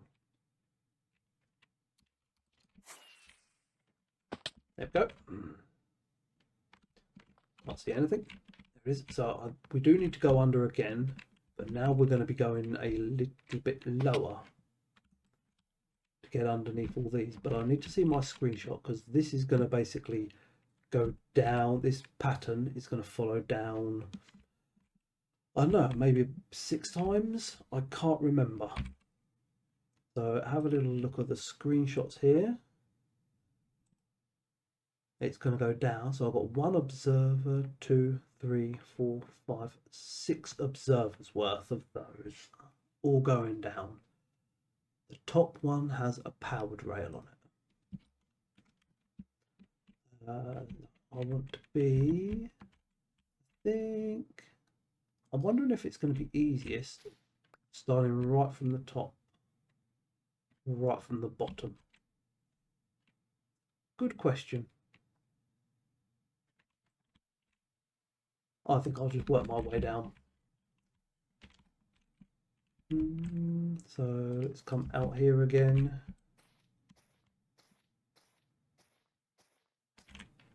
This is where I think scaffolding comes in super handy, because I could just put a big bit of scaffolding up here and work from that.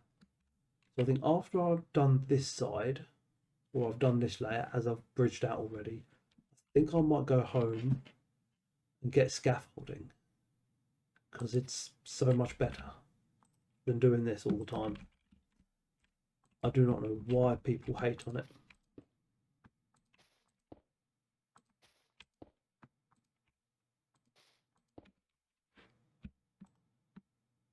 I'm also used to building with scaffolding, so that's going to have a powered rail on it. Bridging out like this feels a bit weird to me. And bulb under there. Temporary block there. Yeah, it's about this point. I'm going to go and get scaffolding.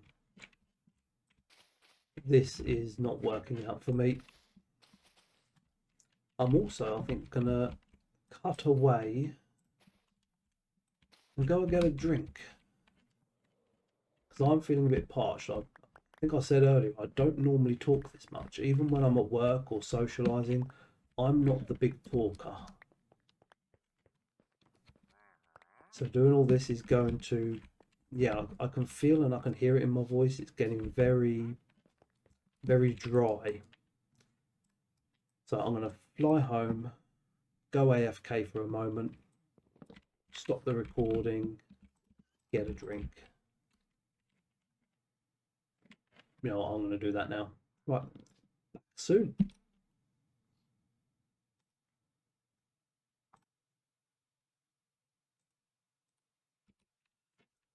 Right, so I'm back now.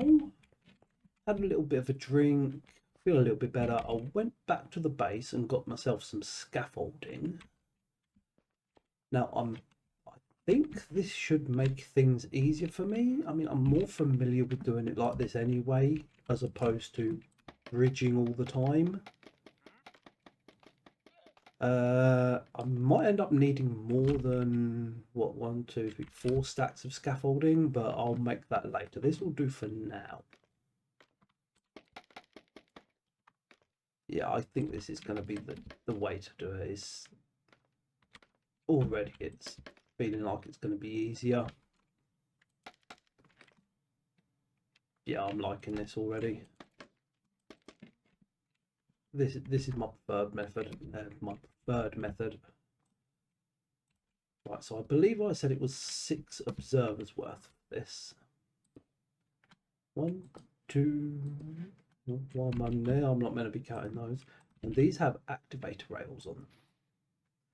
It would be nice if I got them facing the same way. Yeah, there's a bit of dirt there.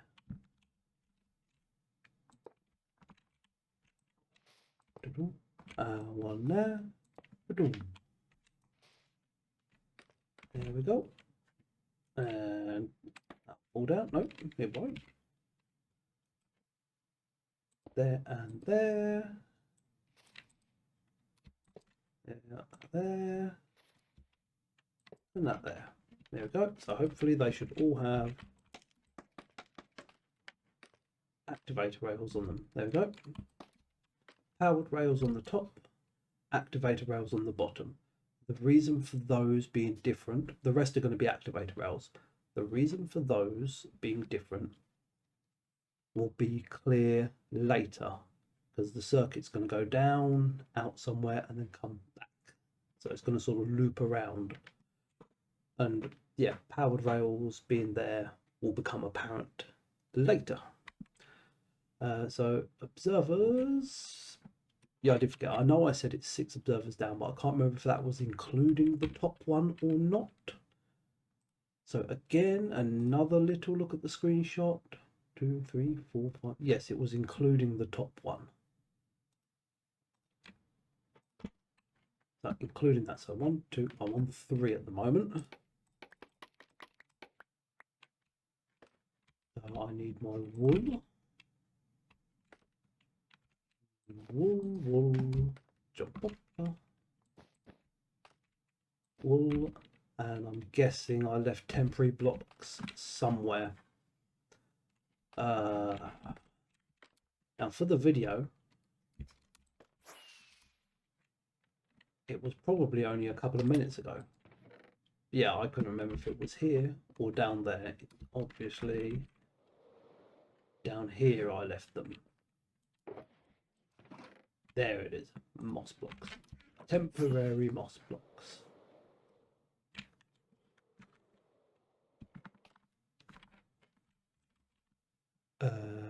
Let's get rid of shovel. Don't need a shovel in there for now. There we go, all the way along. This is the 4th observer. Powered rail. Why did I do that?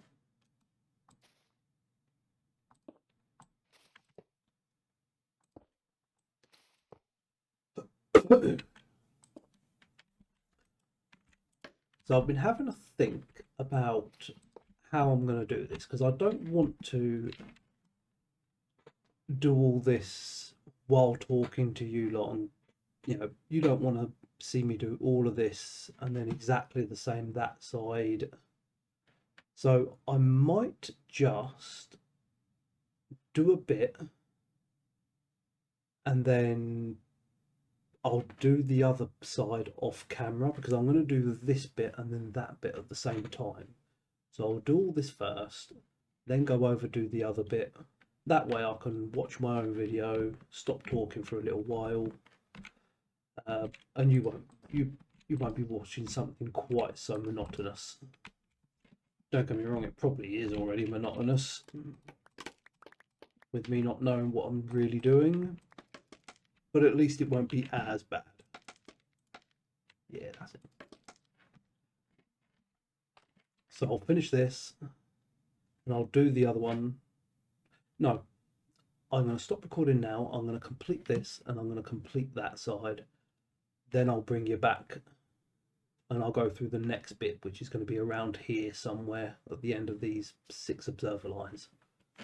I think that's the way to do it. I've also been thinking about how I'm going to edit, because I've never edited before, and if I'm honest with you, I've got no interest in editing.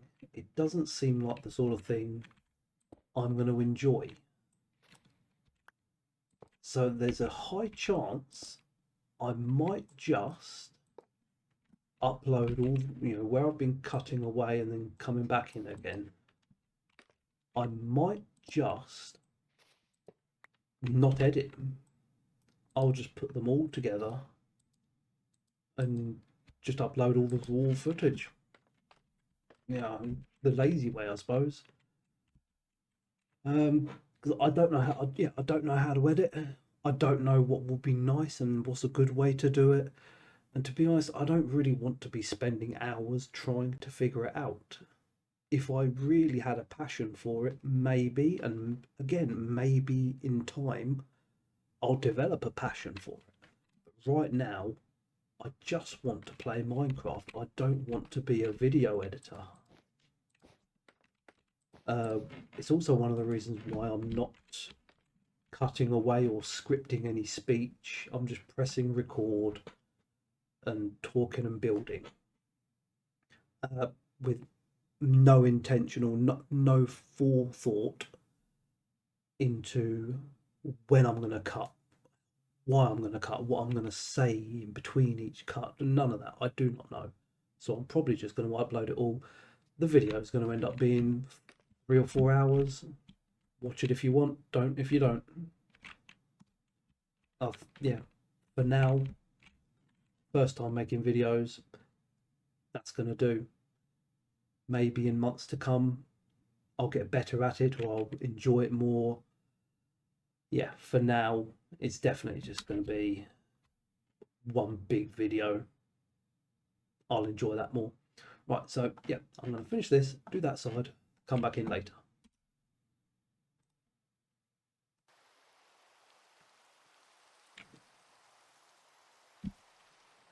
And now it's raining. Yeah, so I've got those two bits completed. So what I've done on that side is exactly the same as that side.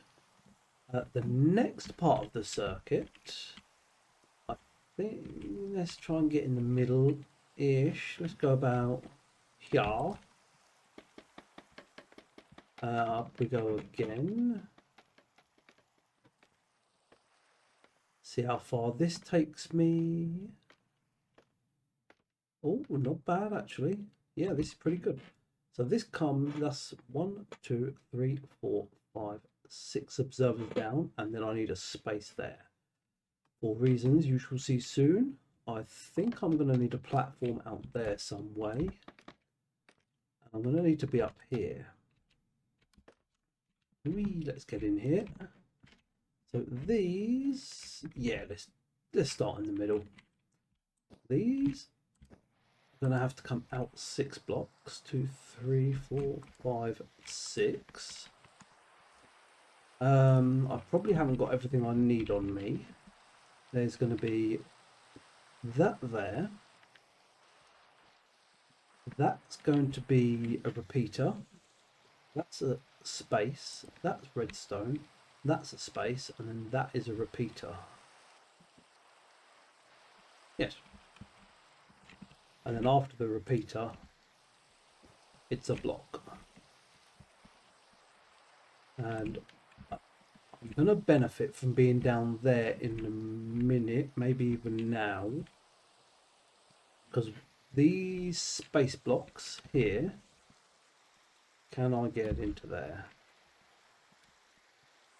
Yes, I can. So there, I'm going to need a sticky piston on top of that, and on top of that. Get rid of that, get rid of that. So I think I'm going to fly down. Or actually, I could finish this off. Now I've extended out the side there. Squeeze myself through here. There we go, get down. Get down, get down. Get down, get funky. Yep. Those can go, but I'll leave them there for now, so I've got somewhere to stand. There and there. Right. Sticky pistons, repeaters. I know I need a redstone torch as well. Yep, that'll do for now.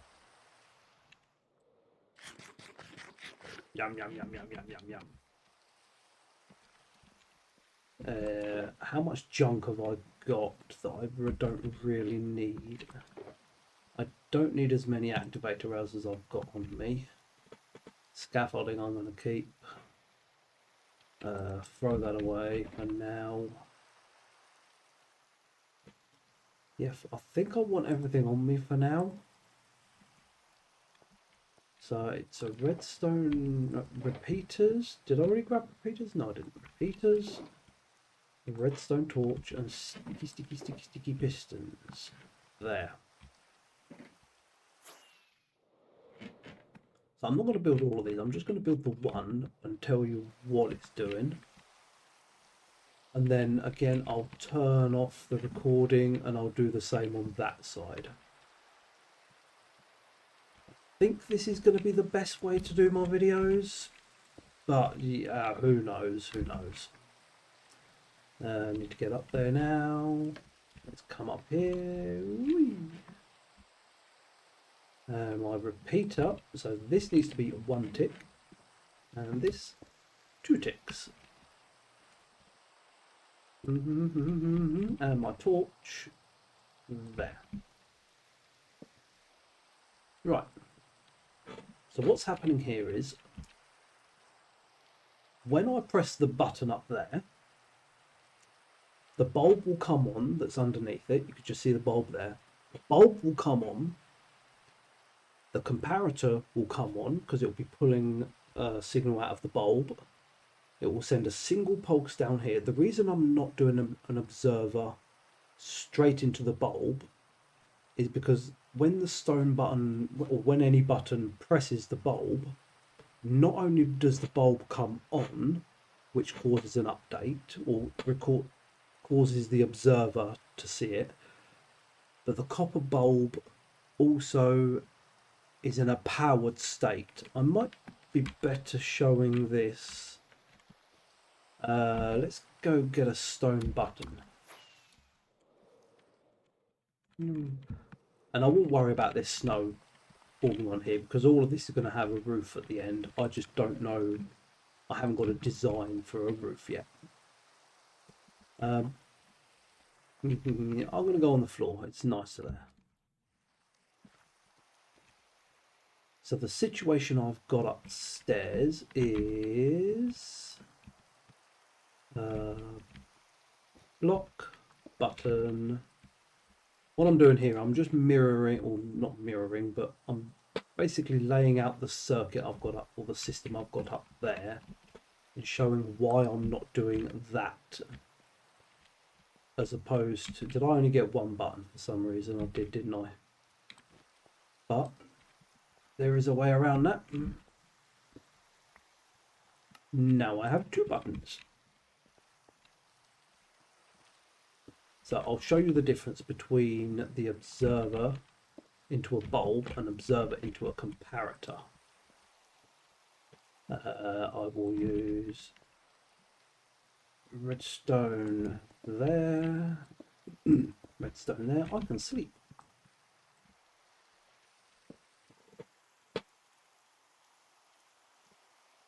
I'll also show the difference between the 2-tick repeater and the 1-tick repeater. For those that really care, I'll start with the 2-tick. I think that'll work better. So this is the sort of thing I've got up there. It's just laid out a little bit different. And the reason why you might be thinking is up there at the bulb is a comparator, but I think upstairs what it is more like this. Let's see, and then there's a comparator on the top.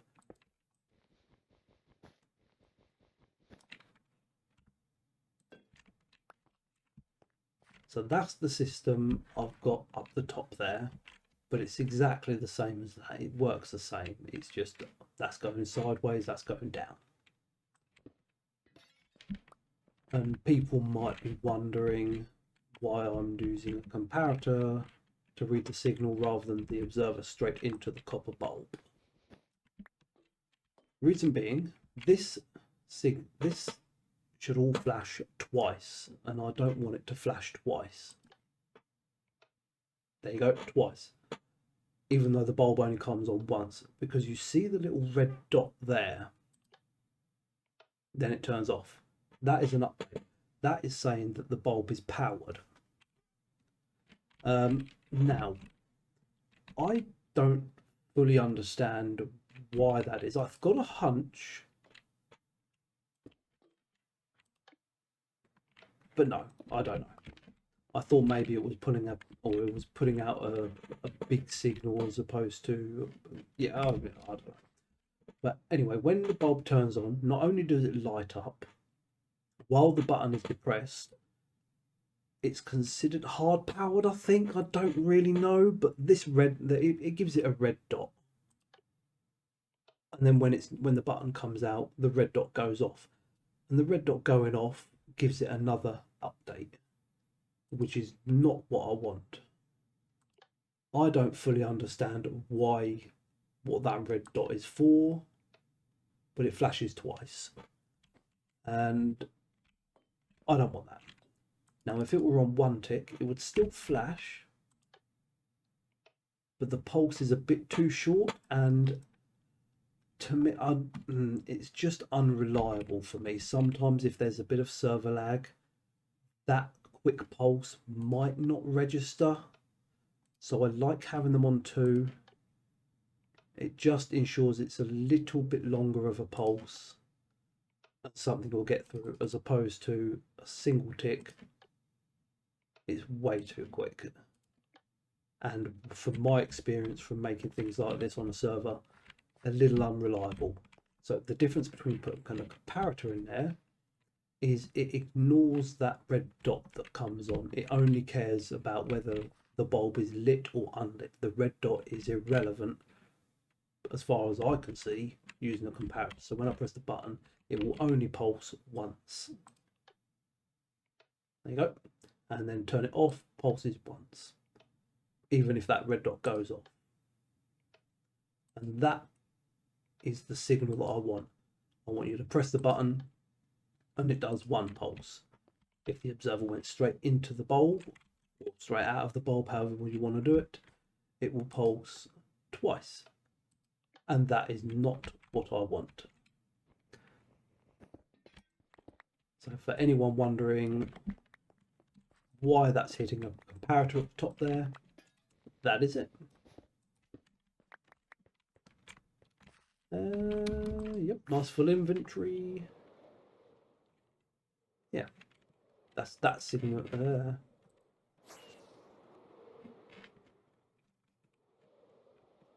So again, just to be clear, that's that there. That observer is not reading that bulb. That observer is reading the comparator, which is reading the bulb, which does two different things. Yeah. School out. Yeah, so this will, when you press the button, a single pulse will come down here, turning this on, putting a signal out here. And if that piston was up here, it would send a signal out here. And if that piston was up here, it would continue the signal out here, which would eventually turn that bulb off. These pistons are going to be for making the game active or not. So those buttons up there are going to be selecting what mob you're going to be attacking with. I want to be able to control when you can press the button or not. For instance, when you've pressed the confirm button that I talked about earlier, I want the bulbs to not send, you can press the button all you like up there. It won't send a signal further than here. The signal can come all the way down here, but the confirm button would have retracted this system, so the signal will not get through. And there are several different scenarios that are going to turn the bulb, that are going to make the button inactive. That's what these are for. I'm going to have more elsewhere, but down here I've got two ways of making the button inactive. That way you can't press it when I don't want you to press it. That's what that's about. And then this is going to, all of this here is just an extension of a button selector panel. So you press a button, that bulb comes on. You press that button, that will go off, that will go on. And this is, normally these things are really compact and they're squished into each other. And I am doing that, but the compactness is all going to be down here.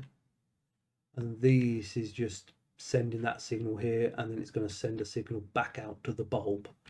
So what would normally be behind a button selector panel up there is going to be down here, because I'm going to have a load of other things above there. So the button selector panel needs to be brought down here, so the signal has to travel. That's this part. Now what I'm going to do is I'm going to finish all of these off, and the same for the other side over there. And then we're on to the next part, which will be me on the floor, which will be the next part of the button selector panel. So I'll catch up with you then.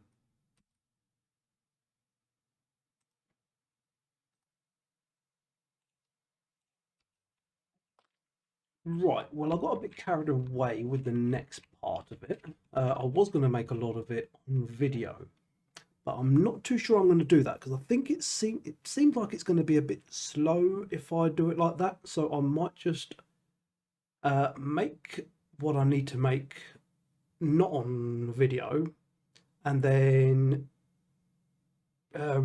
show what it is afterwards. I think that might be the quickest way to get through this, because otherwise it's going to take just a bit too long to get round everything. So I've made the next part of the game. I actually had to change something that was already made. We'll go over and have a little look. So previously, nice landing there. Let's get hit. Yeah. This bit going up here, this observer column, that was just there. So that block wasn't there. That was a comparator. And it wasn't until I built down here, I built along there, I'd built one of these little modules here, and as I was coming back up here, it didn't line up with where it was meant to go. So I had to add that block in, which I missed looking at my screenshots, and then yeah, I had to redo all of this because this was all back this way by a block, and exactly the same this side. So I did that. I finished the rest of these and the rest of these. This moss, by the way, is temporary. This is here for testing. So this lot here, I might be better off showing here because it hasn't got all the temporary moss blocks. Can I rocket jump over there? Oh, so close. There we go. So what will happen here? This is a button selector panel. I do not know who made this. This is not my design. I've just used this for quite a lot of years now. I probably did know who designed it back in the day, but I've used it for so long now. It's part of my staple things. So apologies to anyone who recognises this and says, "Oh, it's mine." Just yeah, I've used it for years. Thank you for designing it. It's great. They're tileable as well, so you can push them all together. But for me, I don't want them tiled. So a signal will come through here. Let's use this one. It will turn this bulb on or off. In the old design, that wasn't a bulb, I think. In the original design, that used to be a hopper, but any update block works. So that could be a hopper, dispenser, a note block. I just use the bulb. The observer sees that. Signal goes through there, hits that block there, which activates this dropper. There's an item in the dropper that shoots into there, and that is a comparator there. Can I get up there somehow? Drop down to my scaffolding. Yeah, it triggers the comparator there. And that is the output. This, from the observers here, that is not part of the original system. That is, the comparator is where the signal comes out from. So when you're using the button display or button control panel, button selection panel, that is the output that will go to your redstone lamp or copper bulb, whatever it happens to be. So the shears will come out of there, or any item that will update, sending an observer signal up there. Turn that copper bulb on. These two observers will go to other signals later. Do a rocket jump up here and a rocket jump up here. So this bulb will turn on, the comparator will turn on, the rail will flash, or sorry, the rail will turn on. The observer will see that and send a signal all the way up these activator rails. And right up to the top here. Now here's where earlier I said these powered rails and the rest are activator rails. These are different because this signal here will only trigger the power rail and not the activator rail. And this activator rail will not trigger the power rail. So there's not going to be any confusion in signal there. And I've used this quite a lot in future redstone things that I've got planned here, where powered rail meets activator rails.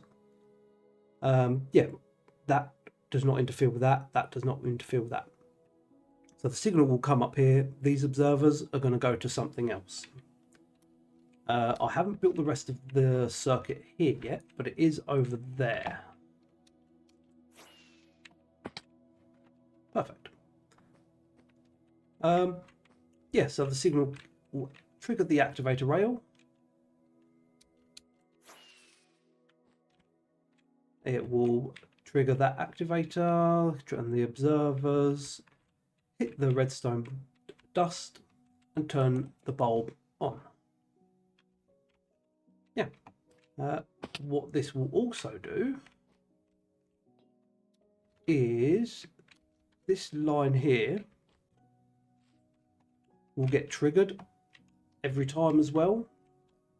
So when the observer goes up here, it triggers this line here, which shoots the an item back there. So if this button was selected, the item would be back here. And when the button is pressed, the button up there, the selector button, let's get round here somewhere.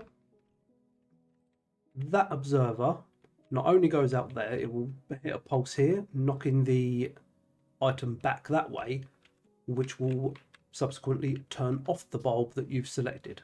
I will demonstrate in a minute, I think. This moss block, these are temporary. This is just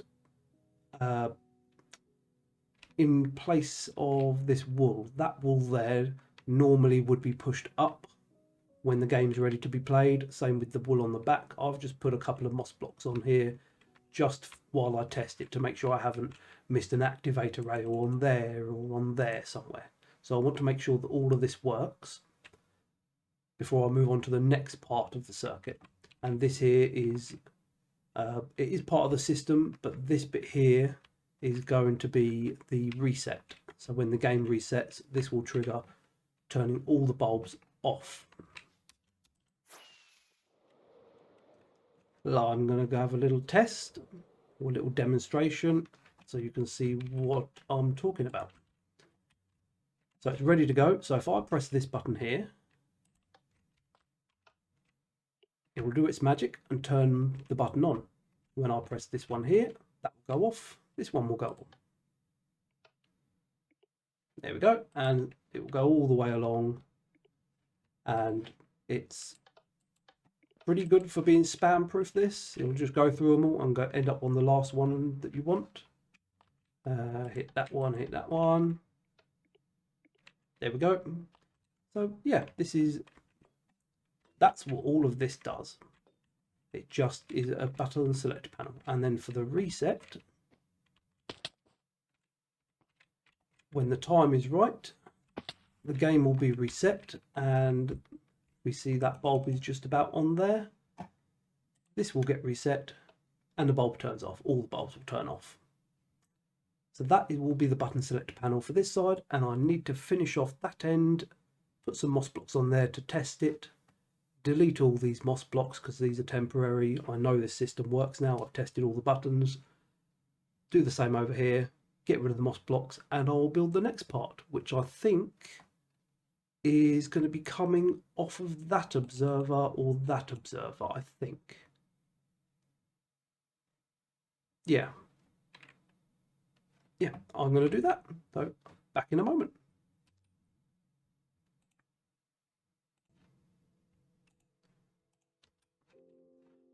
And here we are again. I can't remember what it is that I did last. I think it was, yes, we were building a little bit off there. So as a lot of you might be able to notice, I've wired myself a happy gas. Here's a little fella. Somewhere there. There he is. Scaffolding up and down there, it was working, but it wasn't super convenient, and I To be honest, I totally forgot about the happy ghast until I got to around these bits here, and I thought, or I had the realization that happy ghasts were a thing, and I figured I would give them a go, because I think the only time I've ever been on a happy ghast is just to mess around with a few other server members. We've just gone for a little fly around the place. So I haven't actually used them for what I think they were intended for, which was building things like this. And to be, you know what, it's going really well. I thought I was going to struggle a lot and get angry with the controls of the ghast, but it's really not that bad when you compare it to, you know, having to scaffold and bridge out so far. The main thing I keep doing often is pressing shift to go down dismounts you. That's a little bit annoying, and I imagine if I didn't have wings and rockets, every time you run away from the ball, if I needed to step off and do something, the ghast just flies away. But with wings and rockets, I can just fly over and grab him real quick, and yeah, it doesn't really matter where I leave the little guy. It's quite easy to get back to him. So what I've done here, I think I'll just leave... no, I'll take him around. So what I've done is this bit here. I've put in this reset line. Before they were just temporary moss blocks, but I'm pretty sure that this is going to be a red reset line. So I'll put that in for now. I've put the temporary blocks, I've left them there because I'm going to be doing more testing, so I want them there for a minute. So after the button is pressed up there, all this does is send a signal through here. Each one of these goes to a different place up here. The signal goes through these observers. It will also activate that piston, and it will do a 1-tick pulse and spit that block out. That is going to be needed for another part of the game later on. But I've got it in place now because it is part of the brown wall, by the way, is meant to be my player selection circuits. So that is part of that circuit. And then a little bit higher up here, the circuit continues up here, all the way along here. And then I've built another little bit there. And I thought I'll just demonstrate the happy ghast mechanics while I'm building the next part. And then of course after that I shall give it a little test. There it is. So yeah, so like with that just there, if I didn't have wings and a rockets, that could have been very awkward to get the ghast back. I'd have to get some snowballs to lure him toward me. But yeah, wings and rockets and a happy ghast is really good so far anyway. So what I need here is observer, because it is very similar to building in creative. Just of course there are some differences, and it has taken me a little while to get used to it, but for the most part, no, this is so much better. Got to figure out how it goes down. There we go. Down again. Yeah, this is so much better. Oh, and the size of the guy as well. He's very big, and he's a bit clunky and gets in the way. I can't really fit him through there, so I have to go round. But again, comparing it to scaffolding and bridging around the place, this, yeah, I'll choose this. So far, not a problem at all. And you know what? I was thinking that the length of time this was going to take me compared to creative was going to be so much different. Now it's still going to be different, but it's not going to be anywhere near as long as what I thought it was going to be, if I'm able to get the happy ghast where I need to get him. There will come a time later where my spaghetti noodles will be way too narrow and probably make the happy ghast a bit redundant. But for now, where I've got plenty of space, this is the way to do it. Now for this I need to shift click onto the comparators, so I'm going to dismount the happy ghast and get that. Oh, I had it then. There, there, and there. Yeah, so if you compare... Oh, okay, that's another thing. When you're sitting on the happy ghast, there's a bit of a delay with the movements. It floats around like it sort of does in creative mode. That throws me off a little bit, because I'm not expecting it here, and it is different to... It's a different feel to creative.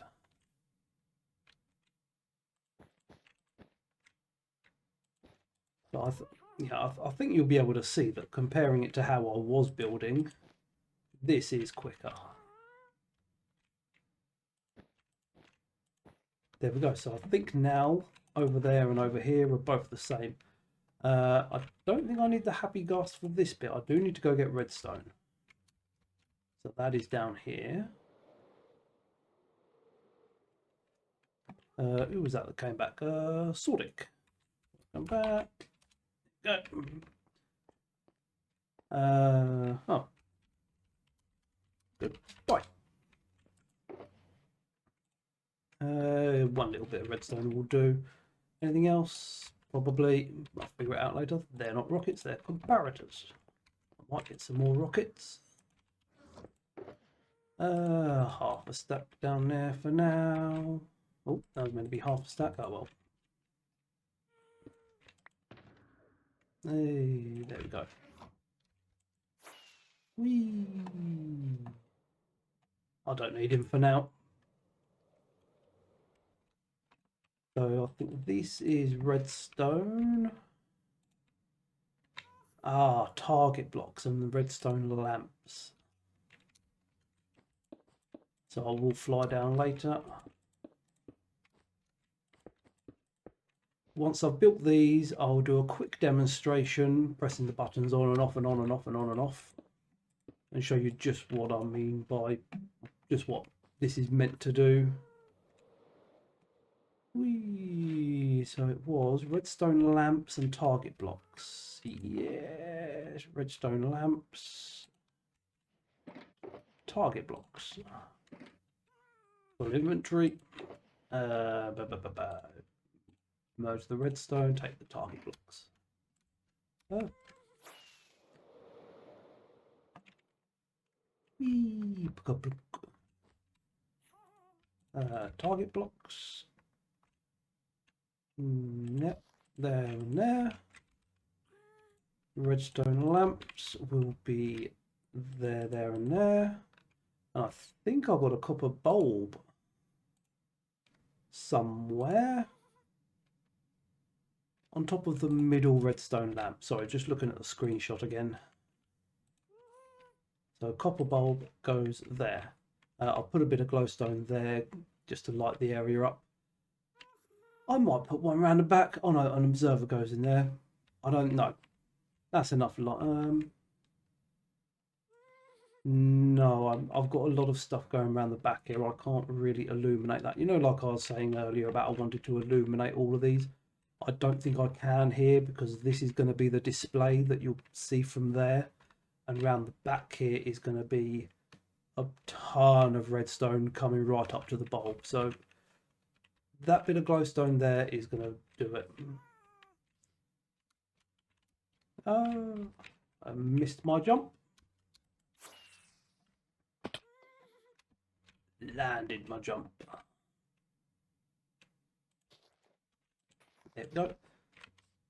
So as I say, this is meant to be the display panel, which you will be seeing from there. So when you press a button over there, the signal will wiggle all the way around here and light up one of these, depending on which one you've chosen. And the mob, if sticking with the skeleton and zombie, let's say there's a skeleton in this section or skeleton here, a mob for that one, or a zombie for that one and that one. This will show you which one you're selecting. I hope. Well, no, I don't hope. I know it does. I just hope it works in server conditions.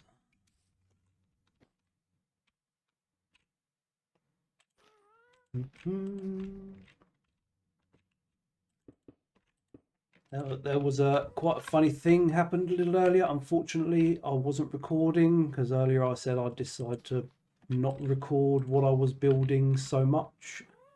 Down in this lake here, there's an awful lot of drowned. If I do hitboxes, yeah, there's an awful lot of drowned that spawn down here, and every now and then when I go and get my items, I could get a few tridents being thrown my way. It's been quite interesting there.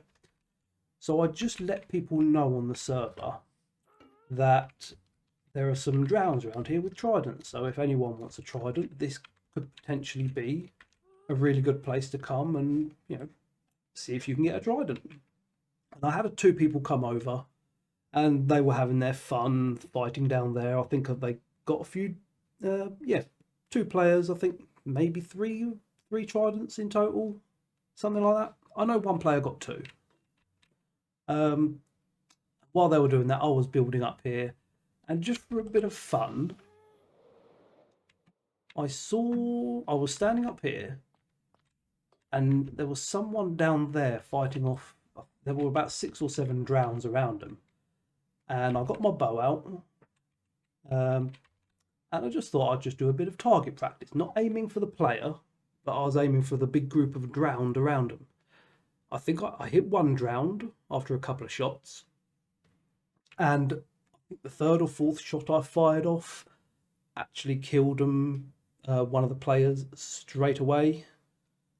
Yeah, really bad aim on my behalf, and yeah, it killed him in 1 shot. I don't think that was the bow. He might have had a bit of damage already from a few of the drowns, but I felt really bad for that, and you know, bringing them over here, announcing that all these drowns are here, and then shooting him. I didn't mean to do that. I wasn't involved in the fight, so I shouldn't have been shooting off. And he respawned way back at his base. He's a new player here, recently joined the server. Yeah, I felt so bad. I think I then equipped him with diamond gear on the way back just as an apology. So he seemed pretty cool about it, but I think I learnt my lesson. I won't, or I'll try not to do that sort of thing again. If they're having their fight, I'll leave them with their fight. But it was quite funny. He did find it funny, or at least seemed to. That's what I'm going with. Yeah, just a shame that I wasn't recording. I mean, look at that. That's nuts. This really is a good hotspot if you want to get a trident. I don't know how many are going to be holding a trident down there. Actually, it's dark time. I wonder if I fly down there, they'll start shooting their tridents at me, even if I fly away. I'll see how many of these I've actually got them. Anyone? So if I come back up here now, I've woken them up. Any of them shooting a trident? No? No one shooting a trident, really? After all that, no tridents?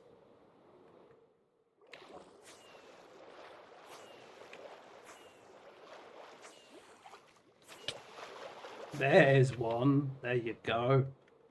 That's a bit better. How many? Oh my goodness, look at that.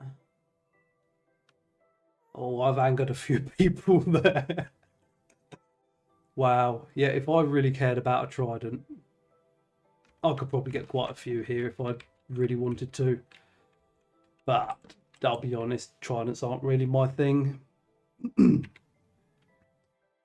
I've got one, but I bought it just because I'm pretty sure I'm going to need. Well, yeah, I think I'm going to need channeling later. If I need myself some charged creepers. So I've got a trident. I haven't put channeling on it yet. That's something I need to do later. Oh, I didn't hold shift there. There's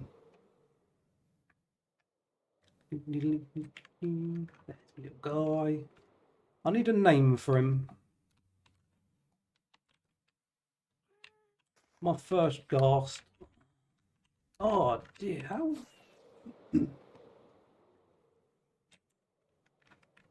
So silly. Whee. Parkour really isn't my thing either.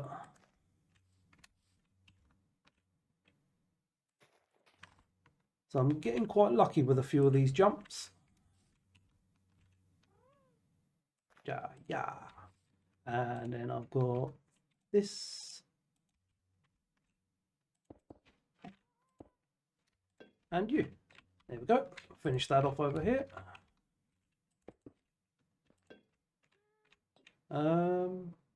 Was it on there? Or was it on something else? Just going to look at my screenshots again. Yes, that was how it was. I couldn't remember for some reason if those bulbs were on top of the target block, but they're not. Momentary scare there where I thought I might have to rip a few things down. So far, I shouldn't do. Last little bit now. There we go. So a quick demonstration, then I'll shut the video off. Yeah, so this button should illuminate that, please. There we go. So what's going to, the way it's going to be is not on this line here, a couple of blocks higher than that. That is where the mob will sit in a little minecart. So it'll be a zombie or a skeleton or a witch or a spider, etc. Sitting under each one. And if I want to use this guy, I will do that. So now I know I'm using that person. The bulb on the top is for something else. Again, another thing for later in the game. So ignore the bulb, it's the lamps. The lamps will show up to say that I'm using that mob in that slot. So I'm going to use that mob versus, let's do the middle one against the middle one. Perfect. So now I know it's him versus him, or it's going to be him versus him. There we go. Perfect, and that's lighted it up as well. And then hopefully the reset down there, I've no reason to suspect this not working. When I hit the reset, that should turn off. Perfect. And same on this side. We tried to do a rocket jump there, didn't quite work, and then a reset here should turn that off. And it does. Love it. So that's roughly, well, that is how that is going to be working. I'm quickly will look at my screenshots again just to see what's the next part to do, because I don't know how much more of this brown circuit I've got left. Yeah, I'm on to the next circuit after this. So I think what I'm going to do, I might, because I think this recording, or this collection of recordings, is probably going to be, I'm not going to edit it because I'm not interested in that. I'm pretty sure I've said that already. So I'm just going to put these videos together. I think I've got about 9 of them now. I'll just probably, the most I'll do is probably snip them at the beginning and the end, put them together somehow in OBS, or I don't know, some other thing. I think I did download something ages ago, a way to put join videos together. Can't remember what it's called. So I'll probably try and do that. The video will probably be a couple of hours long. I don't mind that at all. I personally, when I'm watching YouTube videos, I quite like seeing it when, for instance, a hermit has uploaded a 2-hour video. It's probably might not be the same for a lot of other people. Maybe for a hermit, that's probably fine. People love watching them. For a random stranger like me, seeing a 2-hour video, a lot of people are probably going to be off-put by that. but to be honest, I don't care. I really don't care. That's how I'm gonna do it, and eventually maybe I'll get better at editing, maybe I'll enjoy it, but until then, this is what you're getting. You're gonna get, 2-hour video. The next time I do it, I might decide I'm gonna edit it and I'll chop it down to a half-hour video. I really don't know, but I'm not after millions or thousands, hundreds of views or subscribers. I don't really care about that. I just thought this is quite an for me, this is going to be quite an interesting build. Hello, buddy. And there are going to be some people out there who might find this interesting too. That's it. I'm not looking at growing a channel. This is just back to the old days of what YouTube used to be, which is people making a video, putting it out there. Yeah, not trying to get too big for their boots or trying to get famous. I'm not interested in that. I just want to play Minecraft, and I wanted to showcase this. So yeah, I'm going to leave it at that. I'm going to try to do the YouTuber thing where people is that what they do? F5, and they try not to hit the happy ghast. I'm not used to this screen. There we go. Yeah, I'll say bye here, and another time, yeah, I'll get cracking with the next circuits and start doing some recording, but this is going to be it for this. So thank you for watching, and bye.